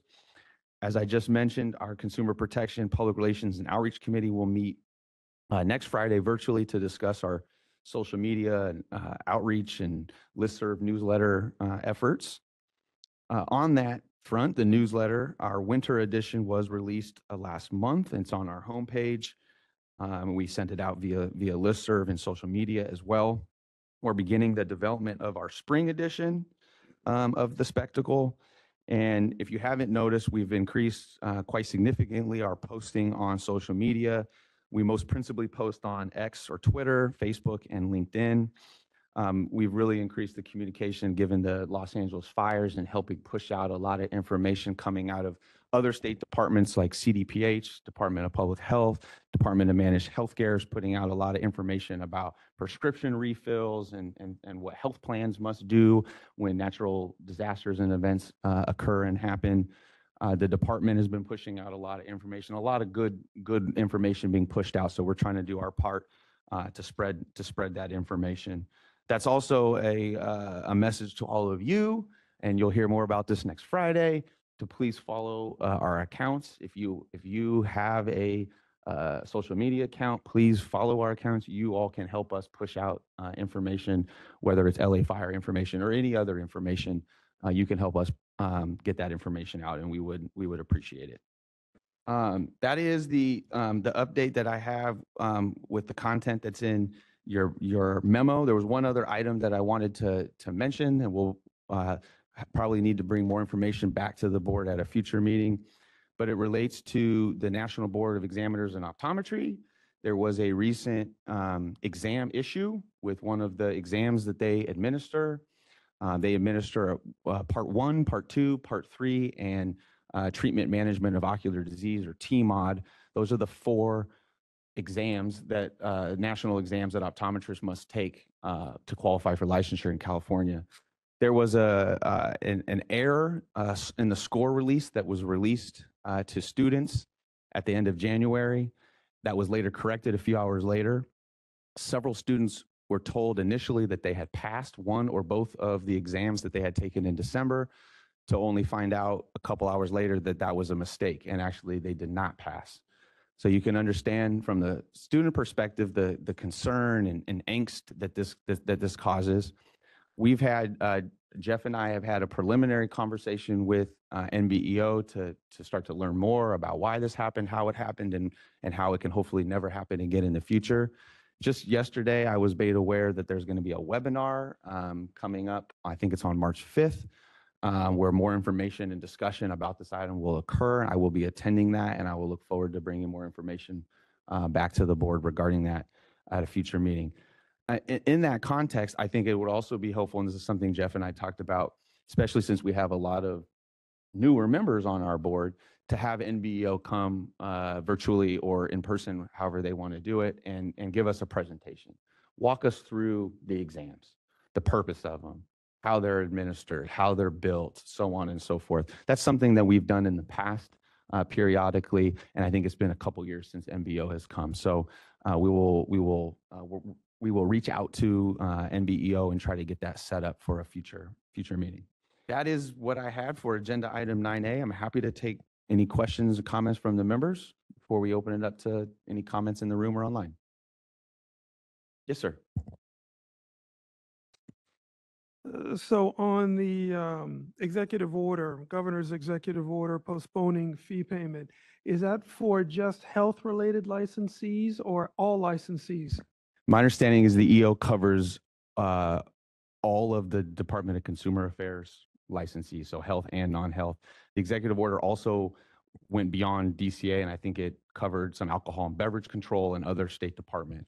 The reason I as ask well. is because I'm a licensee of a different board, and we haven't been notified at all. So I'm wondering if DCA is going to come out with maybe a standardized flyer that all agencies could send out. So if you're a dual licensee, or if you're a licensee with knowledge in multiple areas, they make sure that they get that coverage and they get that notification out there. What board are you a licensee of? Well, the State Bar of California. I don't think the governor's executive order can waive.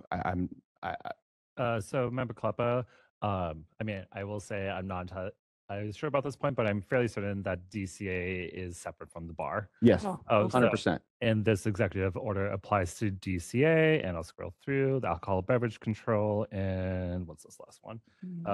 There might be a couple others in there, but I don't think the bar is covered. I believe the state bar is actually under the jurisdiction of the Supreme Court in some way. That I think is It's correct. not part of the department or even the administration. So I'm not sure. What I can tell you is the executive order does not cover the state bar. Okay, just my luck. Yes, just your luck.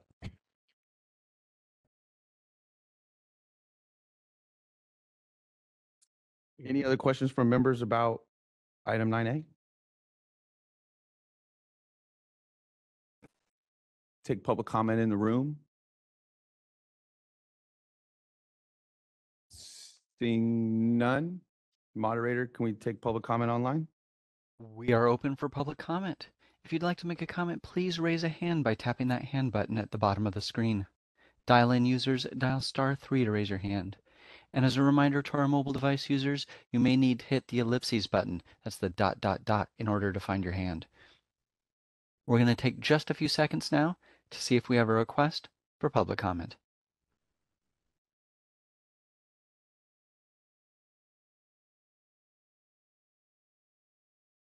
Seeing no request for public comment, you wish to continue? Yes, please. Okay, excuse me. We're going to move on to item 9B, which is our executive officers report enforcement program. Just getting to my stats here. Okay, in your packet here, you have a memo as well as stats for the enforcement item. A couple highlights from the stats. I think as you'll see when you look through them, we've made some significant progress on some of our older cases, some of the aging of these cases. As we reported in the last meeting or two, some of our timelines look like they were very old, very long timelines, 1,000 days. Those were older cases that were finally coming to the end of being worked. That doing that work has allowed staff to put more attention and focus on newer cases, newer complaints as they come in. As has been mentioned at prior meetings recently, we are focusing on unlicensed activity. We're also still conducting our work on the CE audits. As I just mentioned in the last item, we promoted enforcement staff, so we are still short-staffed on the enforcement side.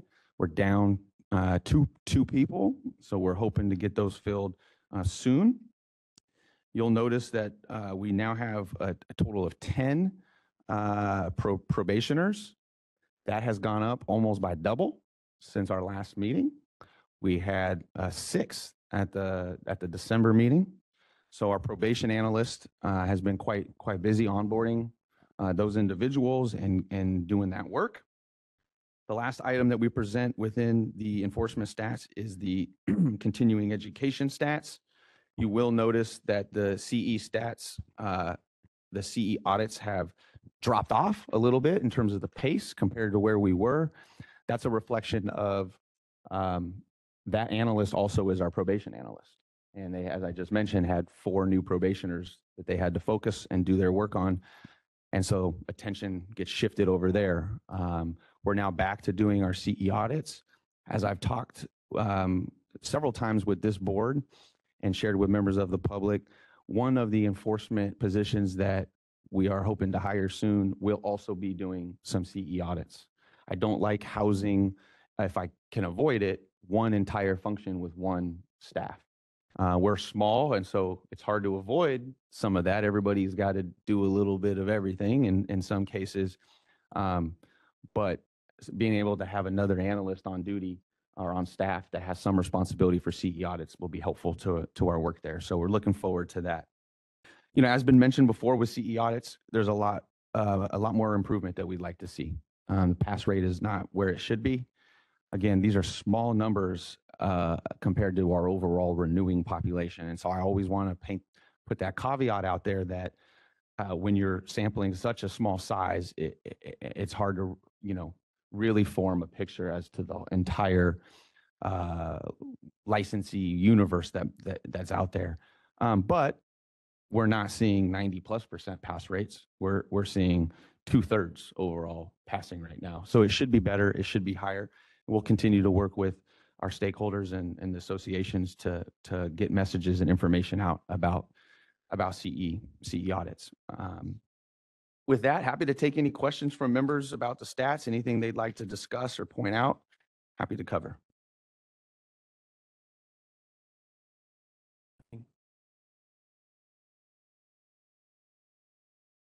Any questions from the audience? Okay, let's go to the call-in.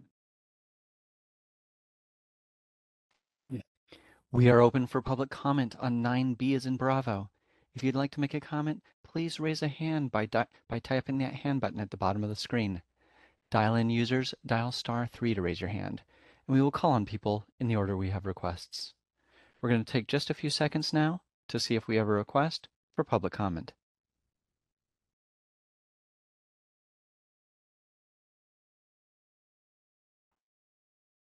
Seeing no request for public comment, do you wish to continue with the agenda? Yes, please. Okay, members, we will move on to item 9C. This is the examination and licensing programs. First, we start with our Breeze updates. As we always inform the board and members of the public, we are always working with the Breeze team, looking for opportunities to update, looking for things we need to change to help make the user experience more enjoyable. Again, as a reminder for the board, Breeze orders, Breeze changes are put into effect once a month with the exception of November and January. So November and December, excuse me. So January through October, Breeze changes happen generally at the first of the month. In calendar year 2024, the board did 125 separate Breeze orders, separate BMOs, Breeze maintenance orders. That's 125 different items, essentially, that were changed. A sizable portion of those items related to MOO, but not the majority. So you can get a kind of a sense of how much work our team has been doing, making changes big and small. Some of these changes that might be small involve correcting spelling errors or correcting errant messages that might exist. Sometimes if you try to click through a transaction, you get an error message. We want that error message to be correct to the error. We discovered a few of the error messages were errant, if that makes sense. So some of the changes are small like that. Other changes, as you guys know well about mobile optometric office, are much larger. But take another example, combining the opticianry applications. When you take two different transactions into one transaction. So these changes, 125 of them, represent a lot of big changes, also a lot of small changes. Both last month and this month, and continuing into March, a lot of our BMOs, our Breeze changes, have involved the mobile optometric office program and have involved the home residence permit program. We're excited to get that mobile optometric program off and running, and hopeful to get the home residence permit program online on Breeze soon in either the next release or the one after that. Some future updates that are coming. When we combine the opticianry applications, we started with the spectacle and the contact lens, the individual opticianry applications, because those are the ones we get the most volume on. But now since that has been successful, we want to do the same thing for the registered dispensing ophthalmic business opticianry application and the non-resident ophthalmic lens dispenser application. So we'll be working on those in the near future. Another one that we're going to be working on, and this is an example of, I think, an area where I've learned how these BMOs can work and how you navigate with making those changes. I reported to this board at previous meetings that when our renewal notices were sent out, they included invisible ink on them. They told the renewing licensee what their fees were, but it was printed in white ink on white paper, so you couldn't see it. And so you have to do a BMO to change that, to make what is invisible visible. We did that. What I didn't know, though, was that the fee that populates on that renewal notice in most cases is not actually the fee you will pay when you go on Breeze. And the reason for that is because depending on whether you select active or inactive, your fee is different. And Cures fees also change over time. And so it actually, in many cases, doesn't make sense to include what the fee is on that renewal notice, because as we've discovered, we've had some complaints from licensees about, well, my notice says X, but when I go on to Breeze, I'm paying Y. Where's the $4 coming from? Or they feel like they're being nickeled and dimed. They're not. It's just a reflection of the fact that Breeze, when it sends out the letter, doesn't know exactly what classification of license you're going to select on that renewal.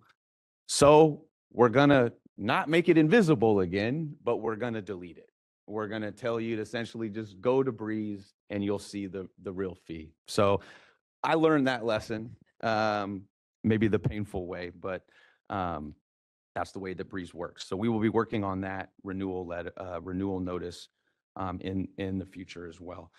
I think as we'll talk next week, there are also some maybe other ideas that we can include on that renewal notice to help encourage our licensees to stay in touch with us, whether that is our social media, whether that is our listserv, things like that. So we'll be talking about those ideas soon. Next item within item 9C is the stats for examination and licensing. As we have been doing at meetings recently, we're specifically pointing out how many verification letters requests that we received and how many applications for retired or retired volunteer status that we receive. So in the attachments A, B, and C are the licensing and examination stats. Not sure if members have had a chance to go through them, if they have any comments or questions, anything that jumps out at you that you'd like to talk about. One of the things that I'm tracking that we've talked about is it appears over the last several years that our optometry license initial applications for licensure has been going down. We're halfway through the year, and you can see that we've only received 108. Last year we received 234. So we're tracking lower than where we were last year. Now, these numbers are reflective of fiscal month 6, which is up to December. And so there's still a lot more time to go. Students normally don't start making their applications for these initial licensure applications until the spring. But again, in the context of the trend that we've been noticing with the downward trend there, something that I'm keeping my eye on. No other news to report here in terms of processing times. The good work that we've been doing is consistent and maintaining. We are under a week, significantly under a week on optometry applications. As a reminder, and we mentioned this in the Sunset Report, every single one of our application processing times improved over the last year. And that good work is continuing. Any questions from the members regarding the exam and licensing stats? Seeing none, are there any comments from the audience? Seeing none, let's go ahead and open it up to dial-in. We are open for public comment via WebEx on the licensing stats. If you'd like to make a comment, please raise a hand by tapping that hand button at the bottom of the screen. Dial-in users dial *3 to raise your hand, and we will call on people in the order we have requests. We're going to take just a few seconds now to see if we have a request for public comment.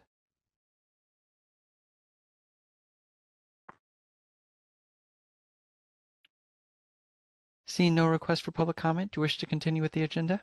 Yes, please. All right, we're going to move on to item 9D. This is the regulatory update. Not a whole lot to report here. We tabled the optician disciplinary guidelines for a future meeting, and the other packages are still being worked on and are in progress. We discussed radio frequency as well this morning. So I have actually no further updates to mention regarding the regulatory update beyond what is already in your memo. Happy to take questions, comments from the members regarding item 9D. I see none. Any comments or questions from the audience? I see none. Let's open it up to the dial-in. We are open for public comment on 9D as in Delta. If you'd like to make a comment, please raise a hand by tapping that hand button at the bottom of the screen. Dial-in users dial *3 to raise your hand, and we will call on people in the order we have requests. We're going to take just a few seconds now to see if we have a request for public comment.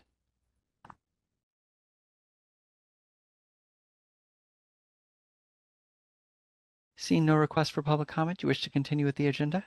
Yes, please. We're going to move on to item 10, discussion and possible action on structure and purpose of dispensing optician committee. Leo Pruden. If it's okay with you, President Garcia, and council, I'd actually like to do 11 first and then save 10 for our last substantive item. I think 11 might be a little quicker and just seems more logical to get it done. So if that's okay, we're actually going to do agenda item 11 right now, which is update, discussion, and possible action on 2025 legislation impacting the board, DCA, and/or the optometry or opticianry profession. As you can see from your packet, there's not a whole lot in this item, which is why I wanted to just take it now. The legislature reconvened on January 6th of this year for their new 2-year 2025-2026 session. Just a couple important deadlines to be aware of. January 10 was the budget, deadline for the governor to release his initial budget proposal. We heard a little bit about that earlier this morning from Judy. The 21st of this month is the last day. It's called bill introduction deadline. It's the last day for bills to be introduced. So we are actively monitoring those bill introductions. May 2nd is the policy committee deadline for fiscal bills. When bills are introduced, they're keyed or tagged either fiscal or non-fiscal, meaning they have a cost or they don't have a cost. Bills that are tagged fiscal have a different deadline than bills that are not tagged fiscal. May 23rd is the fiscal committee deadline. So bills that are tagged fiscal have to go through policy, then they have to go through fiscal before they go to the floor of that house. And then June 6th is the first house deadline. What first house deadline means is if a bill is introduced in the assembly, that would be its first house and it must pass the first house by the 6th of June. Vice versa, if it was introduced in the Senate, that would be the first house and it must pass first house deadline by the 6th. As I just mentioned, we are monitoring bill introduction deadlines. Did not have time to monitor them this morning, but as of yesterday, we had not identified any bills with direct impact yet to the board, DCA, or the professions that we regulate. That includes there not being yet a sunset bill that has been introduced. But no worries, no fear. The legislature has until the 21st to introduce all of their bills, and we should expect probably a flurry of bills over the next week or two. I think as of this morning, there was only 1,000 bills, introduced, and that could easily double. So a lot more bills to be introduced. We will continue to monitor them.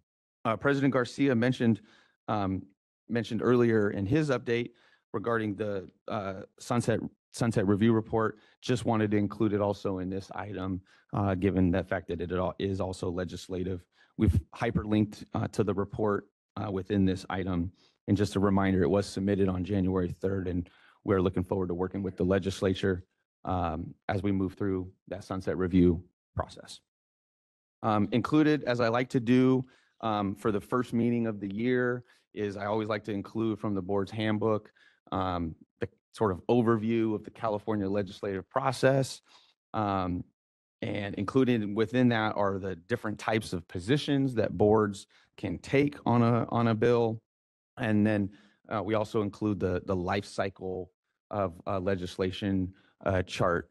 If I could sing for you, I would do the jingle "How a Bill Becomes a Law," but you would fire me today if I did that. So please feel free to look that information over. And if you have any questions about positions or the process or how the sunset bill will unfold, we can discuss that now, or we can always discuss it at a later date. Just want to mention, I have the How a Bill Becomes a Law on DVD. If you need it. I'm impressed that it's on DVD and not yeah beta tape. Yeah. Are there any other comments or questions from members regarding item 11?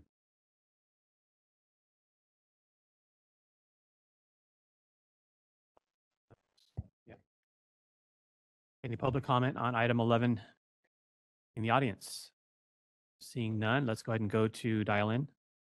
We are open for public comment via WebEx for item 11. If you'd like to make a comment, please tap that hand button at the bottom of the screen or dial in users dial *3 to raise your hand. We will call on people in the order we have requests. We're going to take just a few seconds now to see if we have a request for public comment.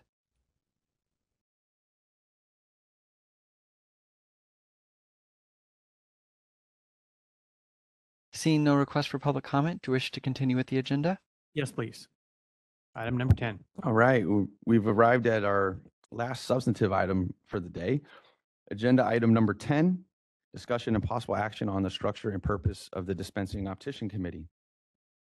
So members, I'm really going to look to you all for this discussion, and I'm hopeful we can have at least initiate one and begin to have one regarding the DOC. But I'll give you guys a little bit of context before we jump into that. So in your memo, in your packet is a memo where we've tried to put together some of the research about the history of the DOC, and I recognize that most of the members on this board were not here for any of that history. Well, I was going to let you say that, but you said it.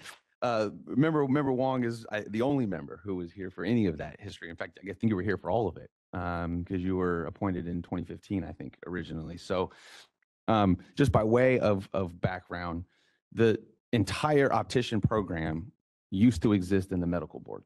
Prior to 2017, that's where it was housed.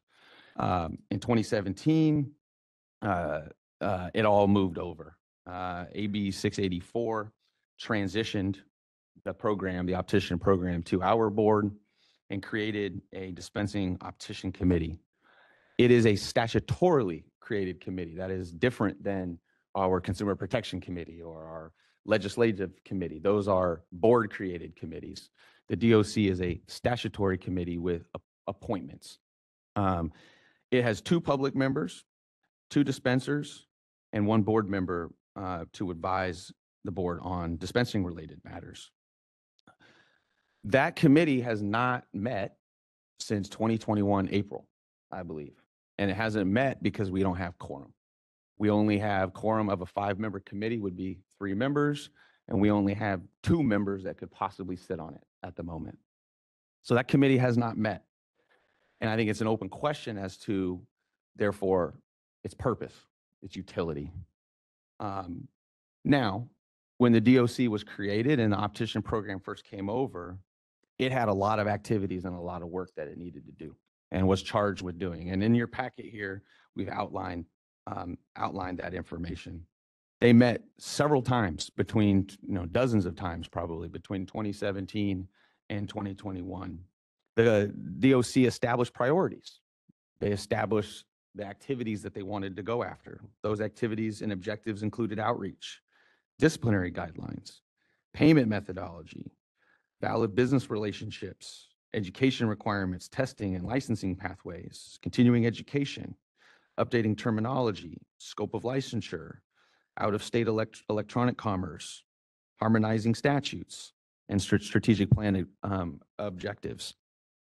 The DOC made recommendations in most of these areas to the full board, including fees and updating statutes and regulations, application requirements. And the DOC actually did the bulk of the work for the dispensing optician guidelines. The DOC met numerous times between 2017 and 2020 performing that work on those disciplinary guidelines before they came to the full board in August of 2020. This was an issue that came up in our last sunset review in 2021 regarding the structure of it. And some changes were made coming out of that last sunset review to adjust the structure. But however, the committee has not met since April of 2021. Right around when those structure changes happened pursuant to the last sunset review, the committee lost its ability to meet with a quorum. And again, as I've stated, has not met since then. I anticipate as we enter into sunset review this year that we will be asked as a board about the DOC. It hasn't met. Why? Should it? What could it be doing? Did it accomplish the things that it set out to do? Is there more work for it to do?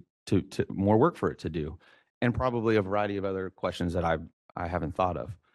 So what I would like to do today is to at least initiate a conversation among the board regarding the structure, purpose, history of the DOC.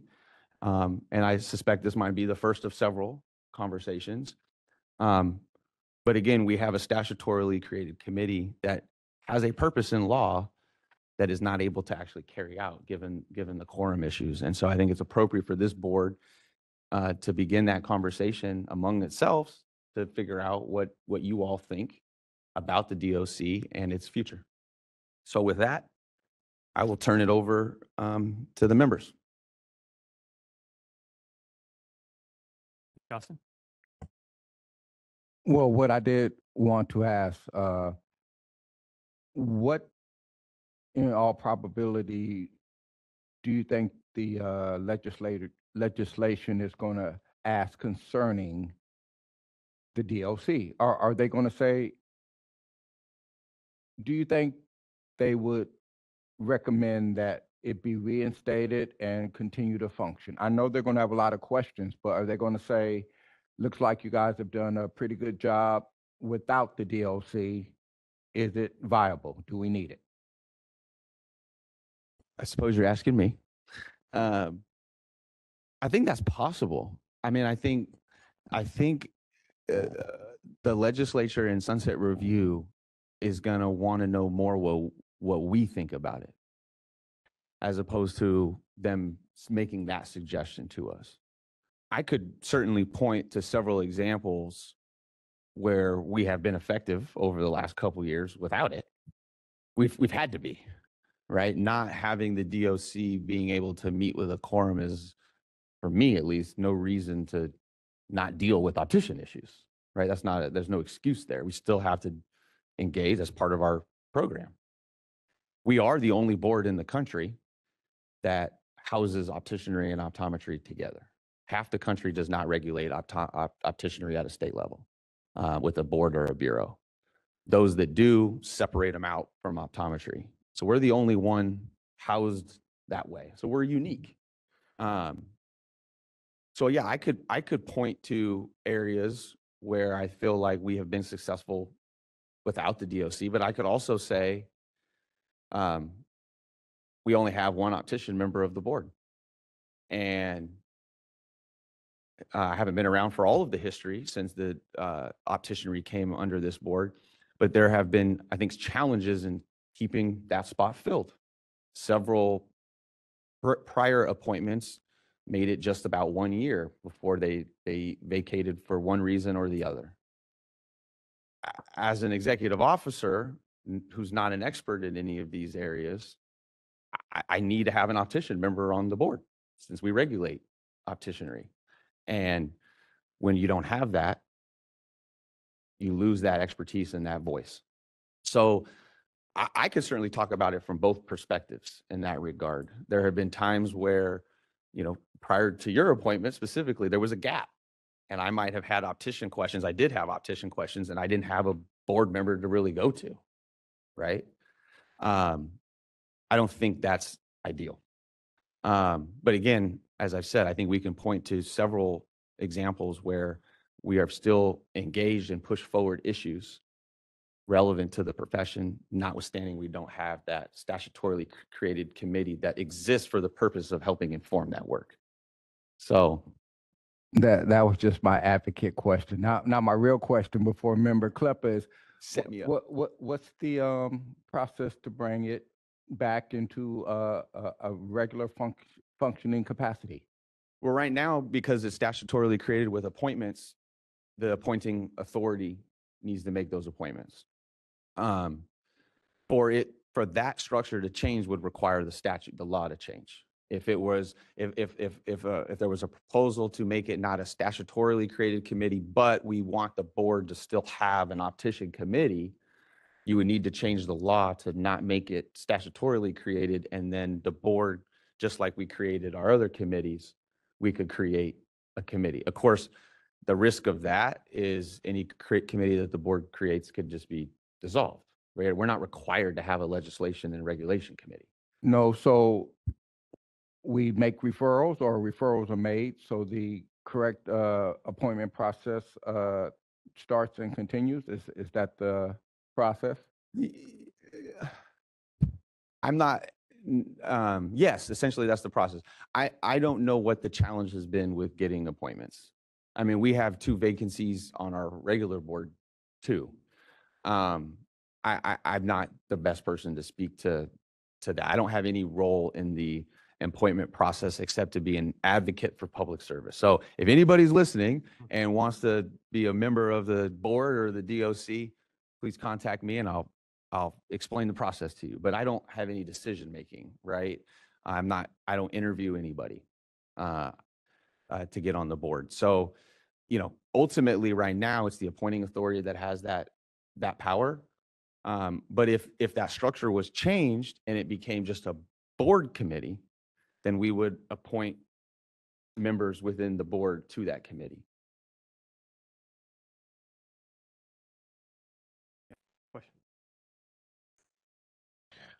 Thank you both for your comments on this. It strikes me that if the legislature chooses to raise this question with either of you gentlemen during sunset review, it should be reversed. This is not an obligation we can fulfill based on the lack of appointments. And so I believe it would be the intention of this board to actually put the dispensing optician committee into practice if we had the appointees, which we don't. So simply, without picking a fight with the governor's office, who has plenty of stuff to do. Yes. Without making statements about how complicated and hard it is to keep board members around, as we're all about to do our Form 700s. I'm sure everybody's like, why am I doing this again? There are challenges. Everybody knows those challenges. The people in the legislature know those challenges. Simply and flatly turning this around and saying it hasn't met because we do not have the appointees. As soon as we have the appointees, we will meet. Or if you change the structure so that we can fill the dispensing optician committee with members of our board, we'll make it a subcommittee and we'll start meeting. But according to the law, we can't meet. So sorry, your move. I don't think trying to apologize for it or getting into the details of it does us any good, because we have no power to act. So I would try to turn this around and not figure out how we're going to explain it to them in an apologetic way. Not saying anybody was trying to do it that way, but rather a matter-of-fact way. We don't have the appointees. As soon as we have them, we'll start up the committee. You want to change the rules so we can do it? Change the rules. Let us know what your desire is, and we will abide by it. But I just stay away from any apologetics in this situation. Yeah.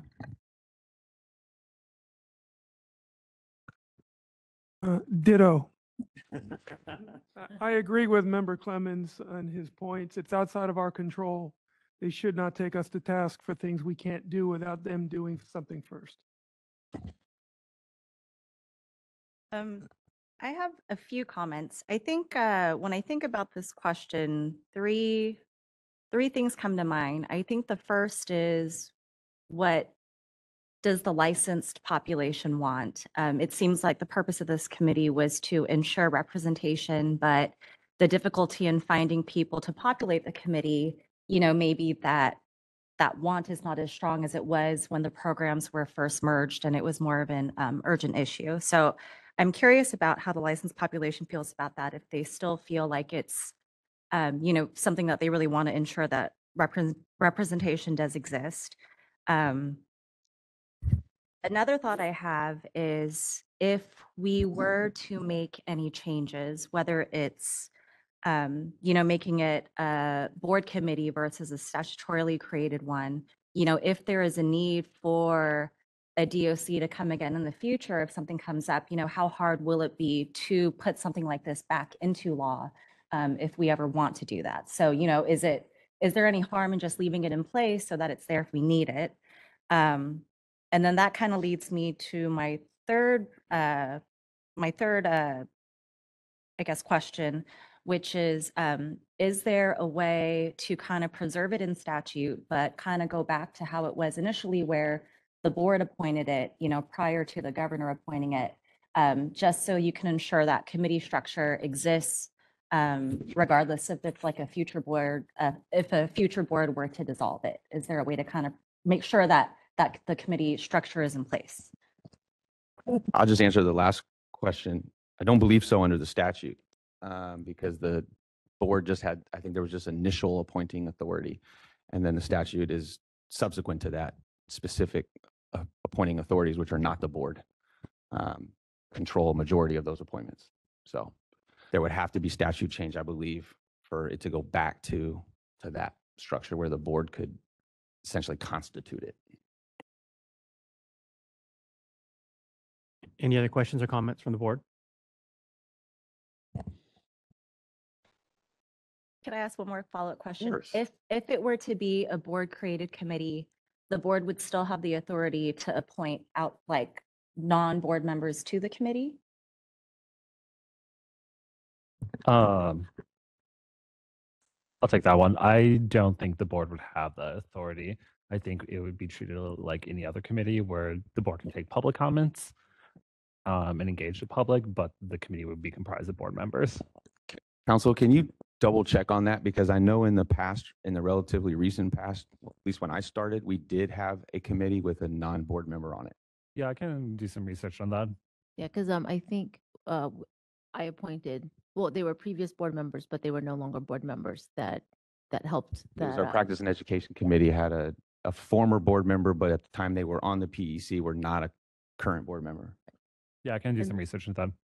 I had to ask permission of the board in order to appoint that person. I do remember it. Okay.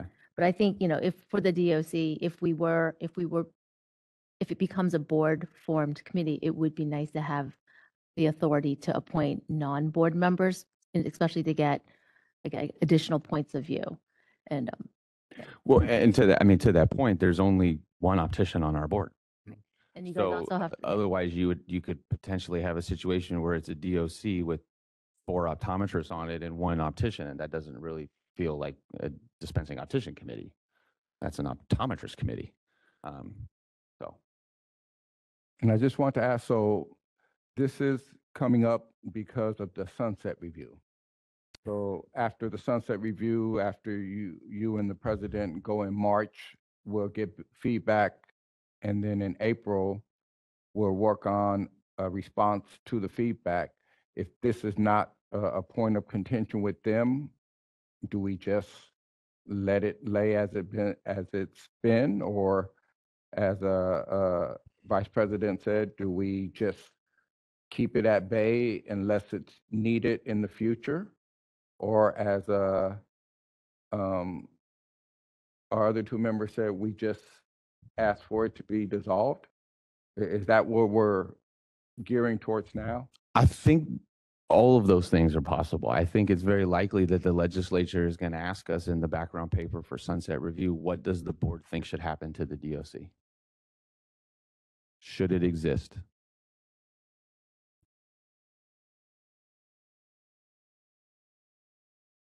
I know we're not going to solve that question today, and we don't intend to, but I think we need to begin to have this conversation and this discussion. right? The board is going to be asked that question. It's not going to be my decision, right? Whether it should happen or not, dissolve or not, or stay or not. I think Yes, in the past, the DOC was very helpful, especially when we were writing like the optician disciplinary guidelines. When opticianry came to the state board, we had nothing. So the DOC was extremely helpful. So again, I think especially if it does become a board appointed committee, having outside opticians be allowed to sit on the committee would be extremely helpful to have their perspectives. Not that we appreciate yours to the utmost degree, but having others would be extremely helpful. Yeah. And like you said, it shouldn't just be an optometrist. Right. And it would seem to me if it went back to that sort of thing, where we would have better luck. We could be more proactive in finding opticians to participate, because the appointment process is just very slow. Right. Any other comments from the board? Audience?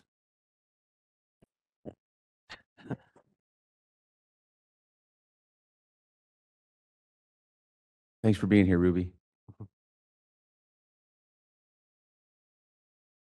Thank you very much. I do appreciate this discussion, and I'm so personally in favor that opticians and optometry stay together. I really do.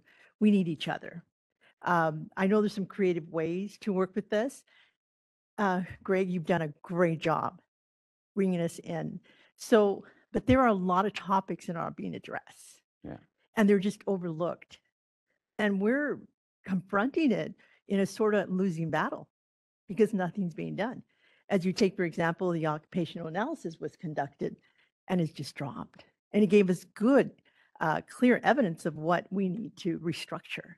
So if there's a creative way to bring us in, and correct me if I'm wrong, that the DOC was never given authority to make any changes. It was just discussing what we needed to address. And then it was presented to the board to make the final vote.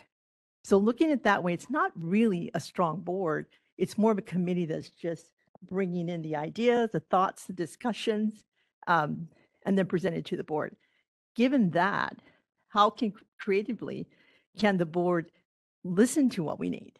Bring up, there's a list of things already there that has pointed out things that we have not completed. How can, at least in the meantime, not postpone those things? They've been there for a while. We really didn't get far. 30 We had our seconds. hearts. We had our hearts to do it. So hopefully we can come up with something. Thank you, Ruby. I just chime in on the relationship that Ruby just mentioned between the committee and the board. So the way that the law outlines it is that any recommendations by the DOC are to be approved, modified, or rejected by the board within 90 days of submission of the recommendation to the board. If the board rejects or significantly modifies the intent or scope of the recommendation, the committee may request that the board provide its reasons in writing for rejecting or significantly modifying the recommendation, which shall be provided by the board within 30 days of request. So yeah, ultimately the board is the deciding factor. The DOC should never stand above the board. We can open it up to WebEx. We are open via WebEx for the discussion on the DOC. If you'd like to make a comment, please raise a hand by tapping that hand button at the bottom of your screen. Dial-in users, dial *3 to raise your hand. We will call on people in the order we have requests. And our first request comes from Joe Neville. Hold on just a moment. We're sending you a request to unmute your microphone. Good afternoon. Can you hear me? Yes, go ahead, please. Thank you very much. My name is Joe Neville. I'm the executive director of the National Association of Retail Optical Companies. We used to be known as the National Association of Optometrists and Opticians, and we were very much involved in the work that was done with respect to the DOC. I was personally involved in just about all the meetings where it was covered. I mention that only because I and my association can be a source of information and assistance, perhaps, as this discussion goes forward. But just two quick points. One is, interestingly, in the state of Nevada, they are looking at combining the optometry and opticianry boards together and with a few other healthcare boards. And so there's some effort in that regard in that state. But the state of Ohio also has combined the optometry and opticianry boards. There are not two separate boards in Ohio. There's the Vision Professionals Board. And just as a point of reference, there's 4 optometrists on that board and 2 opticians. And they don't have a committee like the DOC, but they all work very collegially on combined issues. So again, 30 just seconds. simply a point of reference, and we're happy to be of any further assistance as these discussions go forward. Thank you. Thank you. Thank you, Joe. I was not aware that Ohio was like us, so thank you for educating us.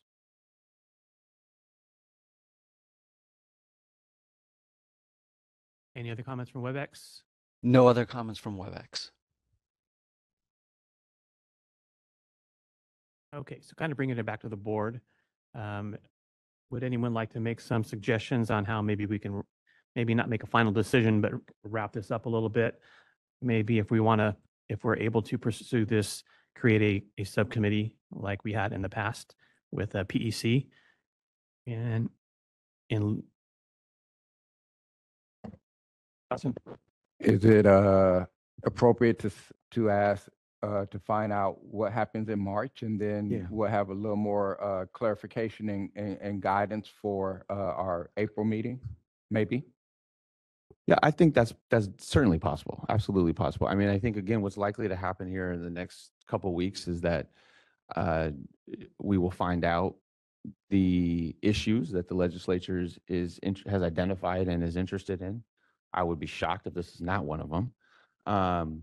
And then we're going to have to testify to it, and we're going to have to provide written substantive responses that will have to be board approved. So absolutely, Member Dawson, there will be a chance for the board to engage and weigh in.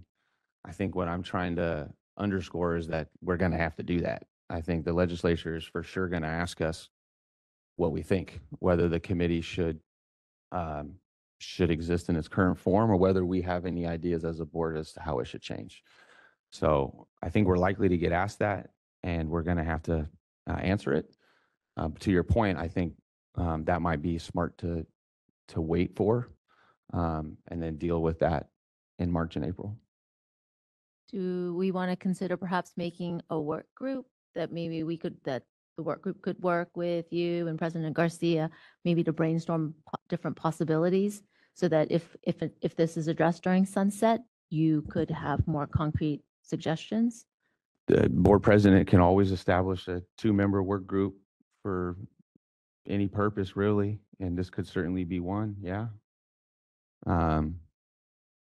Those 2 members that get on that work group, I'm going to be looking for you to work, though. I mean, so, volunteer at your own risk, but that is certainly a potential good pathway. Yeah. And that may not be, again, something that needs to happen or be established right here today, but coming out of how we see the legislature frame the issue, and as we begin to respond to it and continue to work with stakeholders and others, I think a work group structure could be beneficial to it.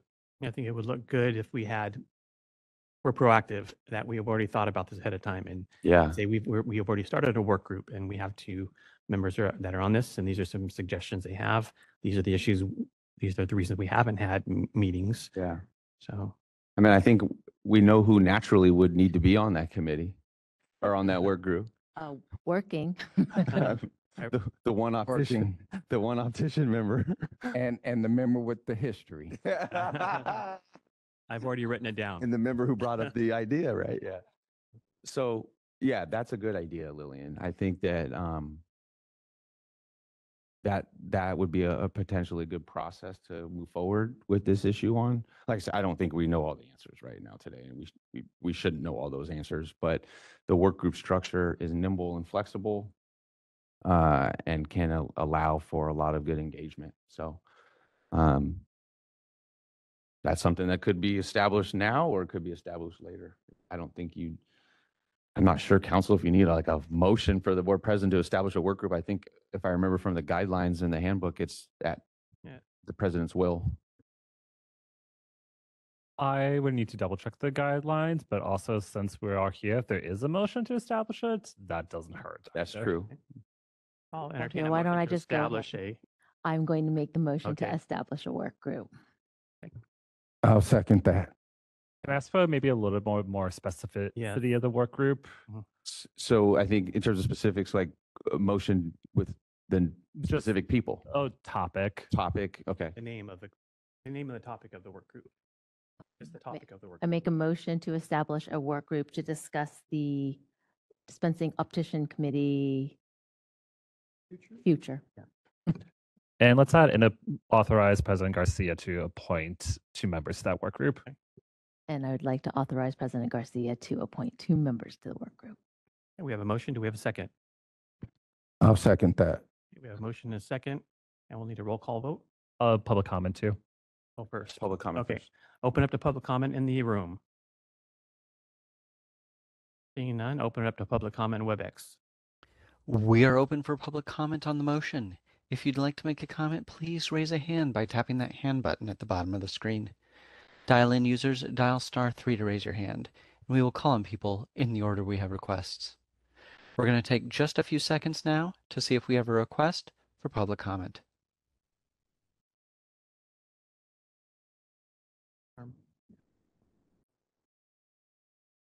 Seeing no request for public comment, do you wish to continue with the motion?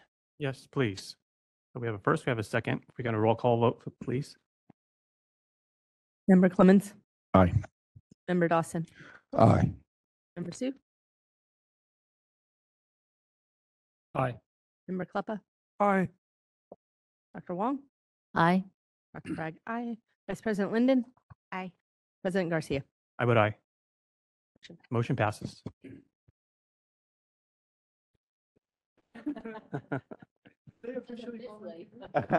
All in told.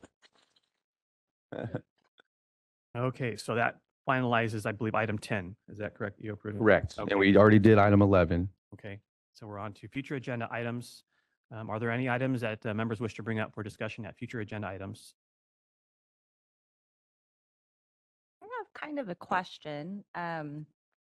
It's kind of on a broader, more general level, but I'm just curious with everything that's going on stemming from the federal landscape, and us being in California, and access to care being an important issue and stuff like that. I feel like, we see in the news some of the things that are occurring that are kind of beyond our scope. There is a fear that it can have a chilling effect on people and where they go and who they see. So I'm just curious if there is any like DCA guidance or anything like that where, is there a way to kind of affirm our commitment to providing care, and to doing so in a way that might kind of, remove some of this chilling effect that could be going on. So I'm not, it's kind of a question. I'm not really sure how that would be an agenda item, but that's just something I was curious about. I'm happy to reach out to DCA and look into that. I'm not aware of any such guidance. I will make just 2 other comments about it. One, I know that there was a series of bills last year and maybe the year before, and we talked about a few of them regarding individual state actions that were individual states around the country were trying to clamp down on abortion access and gender affirming care. And there was a series of bills in California that basically said any of our licensees here who may be providing services there who might get impacted, it wouldn't impact them here. So I know there was some of those bills out there. I don't know what happened to them.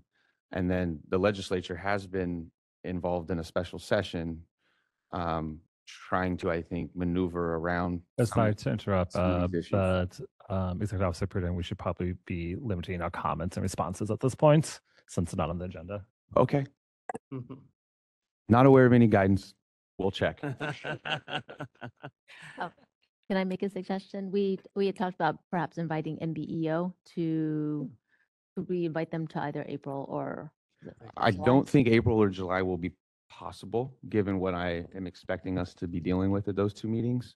July is perhaps more possible than April. So we'll see. I know we also talked about our October meeting is one we're hoping to take on the road. So we'll have to work that out with them and see their availability. I'd like for them to do it in person, but I know they're also North Carolina, so challenges, but That yeah. might be a good opportunity to do that at a school with MBO. I would love for that. Yeah. Any other comments from the board or future items? How about from the audience?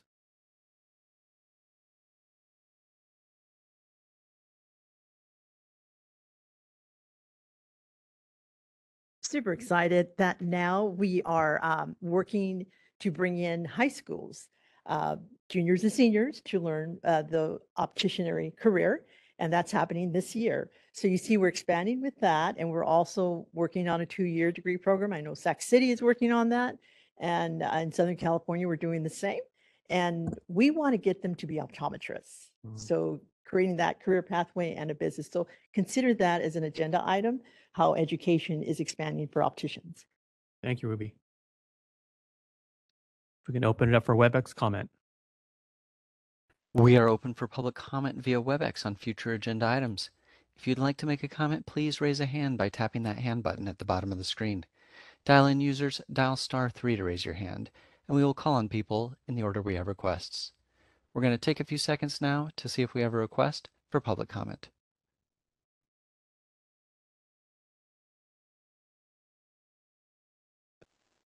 Seeing no additional requests, you wish to continue with the agenda? Yes, please. Okay, so at this point, there are no closed session items. So we are now going to be able to adjourn. We will see you all on April 11th. It's good to see all of your faces in person, and travel safe home. Thank you. 2:37.